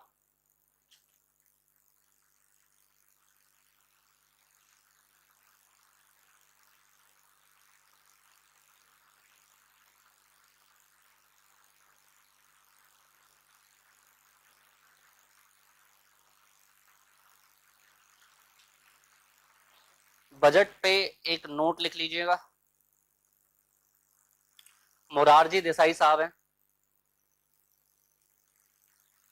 मोरारजी देसाई हैं।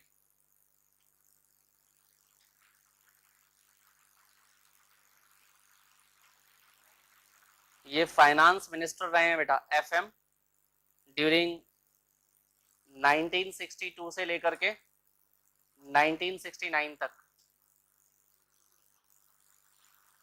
और इन्होंने 10 यूनियन बजट प्रेजेंट किए,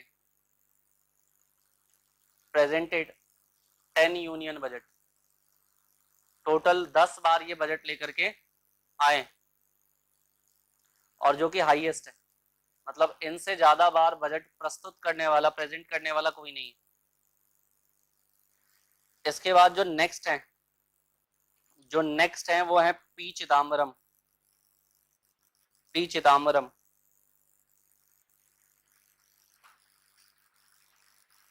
पी चिदम्बरम यूपीए 1 यूपीए 2 में फाइनेंस मिनिस्टर रहे हैं। 9 टाइम्स इन्होंने बजट दिया है बेटा। उसके बाद बेटा जी नेक्स्ट रहे हैं प्रणब मुखर्जी, बाद में जाकर के राष्ट्रपति भी बने। प्रणब मुखर्जी ये 8 टाइम्स लेकर के आए हैं बजट।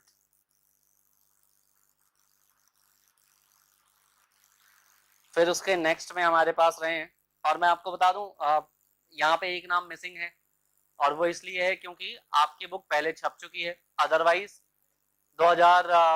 2014 से लेकर के और आज 2024 तक 10 टाइम्स का तो इनका भी रिकॉर्ड हो गया। नहीं 10 टाइम्स का नहीं, सॉरी 2016 से आई थी, तो 16 से देख लेना कितना बनता है, 4 8 साल, तो 8 साल का रिकॉर्ड मैडम का भी हो गया है ना।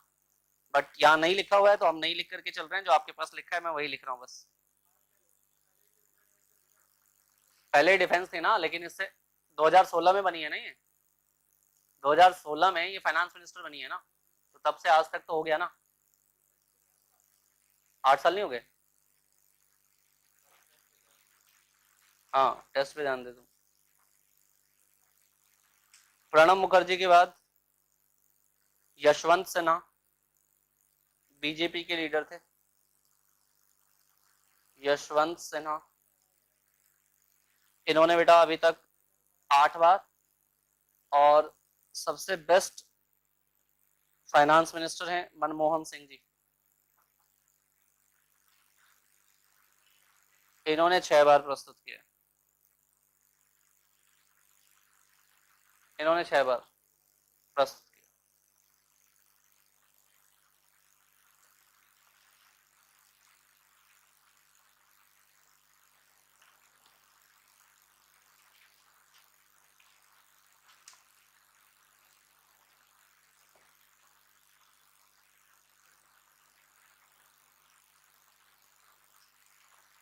ठीक है, लिख लिया। देखिए जैसे आप मिनिस्ट्री ऑफ फाइनेंस बोलते हो, तो मिनिस्ट्री ऑफ फाइनेंस में भी बहुत सारे डिपार्टमेंट्स हैं, मैं बता दूं आपको। यहाँ पर सबसे पहला एक डिपार्टमेंट है department of economic affairs, department of economic affairs. दूसरा डिपार्टमेंट है डिपार्टमेंट ऑफ एक्सपेंडिचर। याद रखिएगा सारे एक्सपेंडिचर देने का काम किसका है, डिपार्टमेंट ऑफ एक्सपेंडिचर का। और हमेशा याद रखिए बजट बनाते वक्त इनका सबसे बड़ा काम होता है, क्योंकि एक्सपेंडिचर साइड सबसे पहले प्रिपेयर की जाती है, रिसिप्ट से पहले एक्सपेंडिचर साइड प्रिपेयर की जाती है बच्चों। थर्ड लिखिएगा डिपार्टमेंट ऑफ रेवेन्यू। आपको पता है बजट के 2 पार्ट होते हैं, एक रेवेन्यू और दूसरा एक्सपेंडिचर, है ना। सो हमारे पास डिपार्टमेंट ऑफ एक्सपेंडिचर अलग है और डिपार्टमेंट ऑफ रेवेन्यू अलग है। सबसे पहला काम आता है एक्सपेंडिचर का, तब उसके बाद हम लोग रेवेन्यू को एस्टिमेट करते हैं। फोर्थ आता है बेटा हमारे पास department of financial service, department of financial service. तो फाइनेंशियल सर्विसेज के जो डिपार्टमेंट है वो आता है यहाँ पे। नेक्स्ट आता है department of investment and public asset management, department of investment बच्चों एंड पब्लिक असेट है, उसको मैनेज करना है।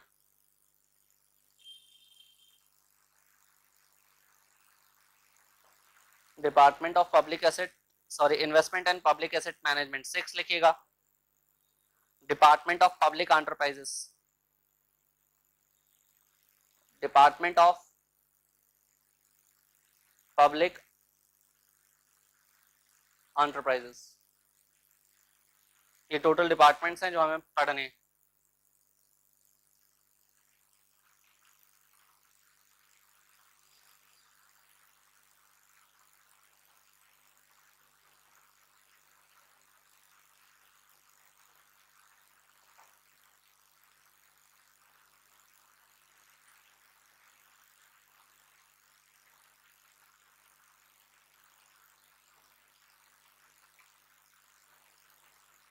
ठीक है, देखिए सारे नहीं पढ़ने, हमें एक ही डिपार्टमेंट हमारे काम का है वो पढ़ना है यहाँ पे।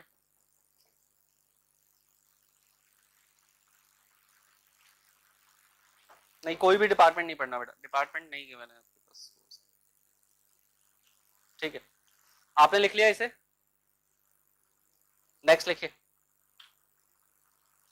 Ministry of corporate affairs. ये आपने देखा मिनिस्ट्री ऑफ फाइनेंस के बारे में बेटा। अभी रिसेंटली मिनिस्ट्री ऑफ फाइनेंस में मिनिस्टर कौन है, यहाँ पे मिनिस्टर कौन है, निर्मला सीतारमण।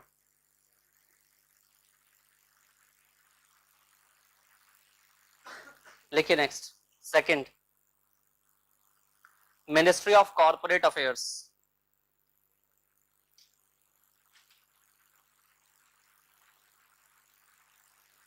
कॉर्पोरेट अफेयर्स के मिनिस्टर कौन है बेटा? कॉर्पोरेट अफेयर्स के भी मिनिस्टर सेम ही है, निर्मला सीतारमन जी।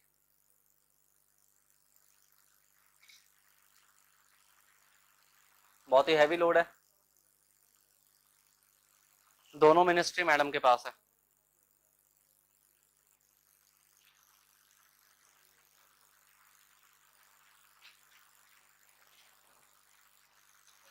देखिए अगर आप देखोगे कॉर्पोरेट अफेयर्स, इसको प्यार से बोलते हैं MCA, ministry of corporate affairs को। बच्चों मिनिस्ट्री ऑफ कॉर्पोरेट अफेयर्स का काम क्या है? ये एडमिनिस्टर करते हैं, लिखिएगा एडमिनिस्टर, एडमिनिस्टर कंपनीज एक्ट। तो आप देख लेना कभी कंपनीज एक्ट का जितना काम होगा वो सब कुछ इनके अंडर ही होता है। एलएलपी एक्ट 2008 का,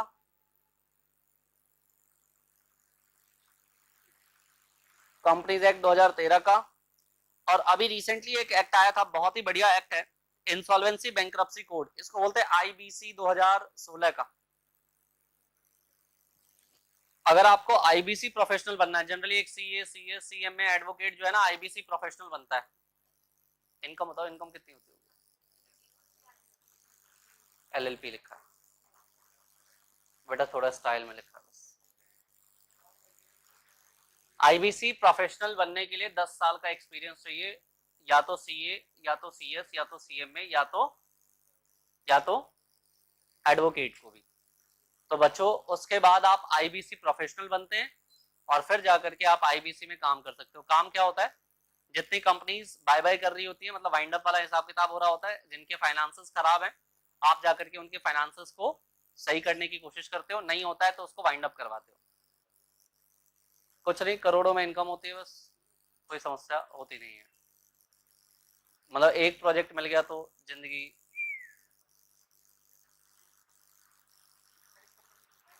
हाँ लिखा है, बहुत कुछ लिखा है, ये लिखा है, लिख लिया तूने?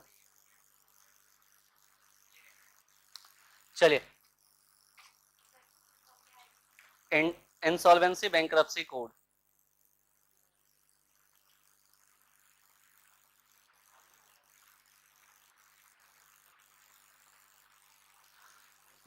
अभी कल कल ही मैंने देखा था आईसीआई के प्रेसिडेंट का एक वो हो रहा था, उसमें उन्होंने बताया कि भाई साहब लोग ना बहुत कम है जो कि, मैं नहीं बोला भाई, तुम पीछे क्या कर रहे हो भाई, बातें तो मत ही करो ना फिर। क्यों बताऊं? चलो आइए आगे बढ़ते हैं। लिखिए इसमें, इसके अलावा ये रिस्पॉन्सिबल होता है,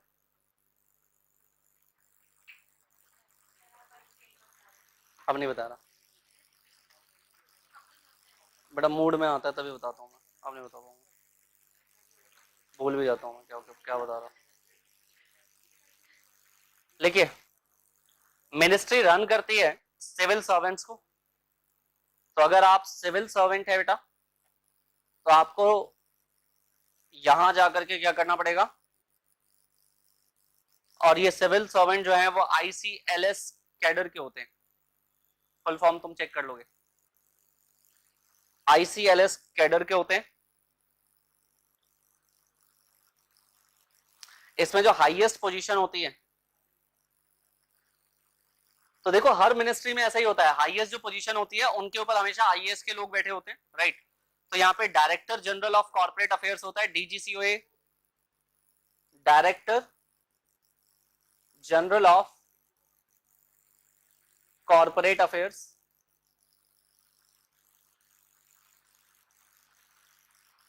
डीजी सीओए, ये भाई साहब रहते हैं।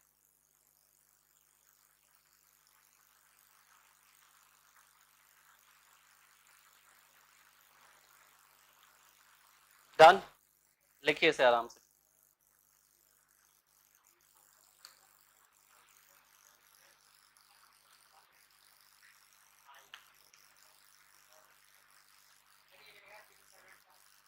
ICLS को कैडर इंग्लिश में लिखा है मैंने।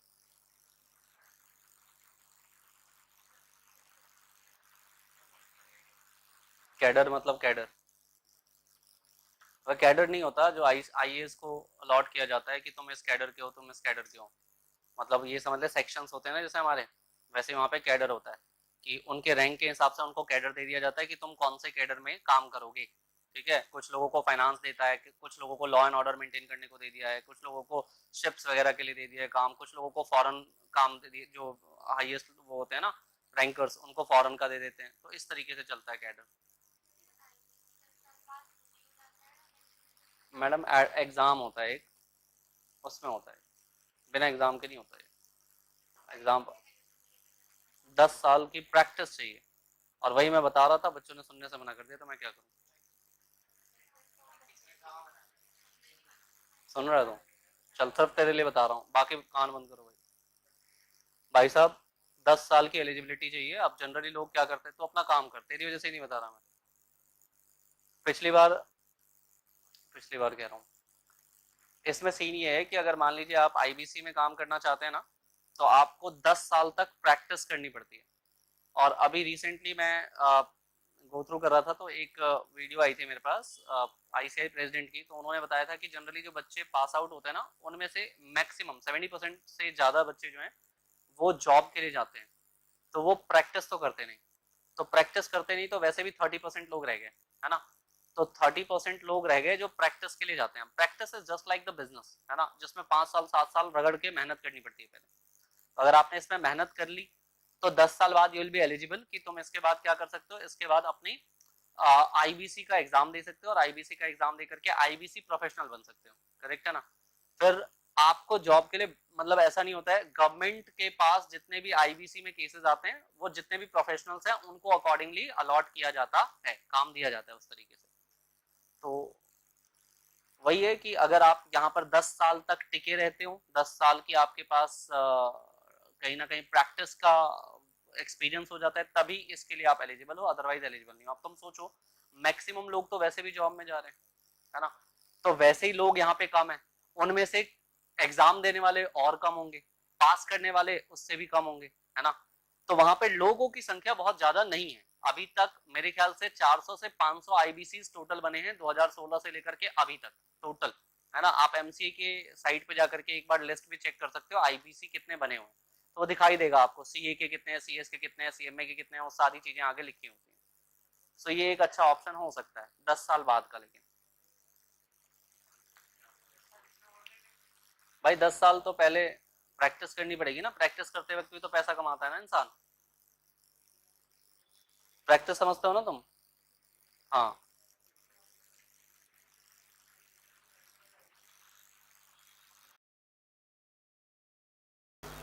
चलिए।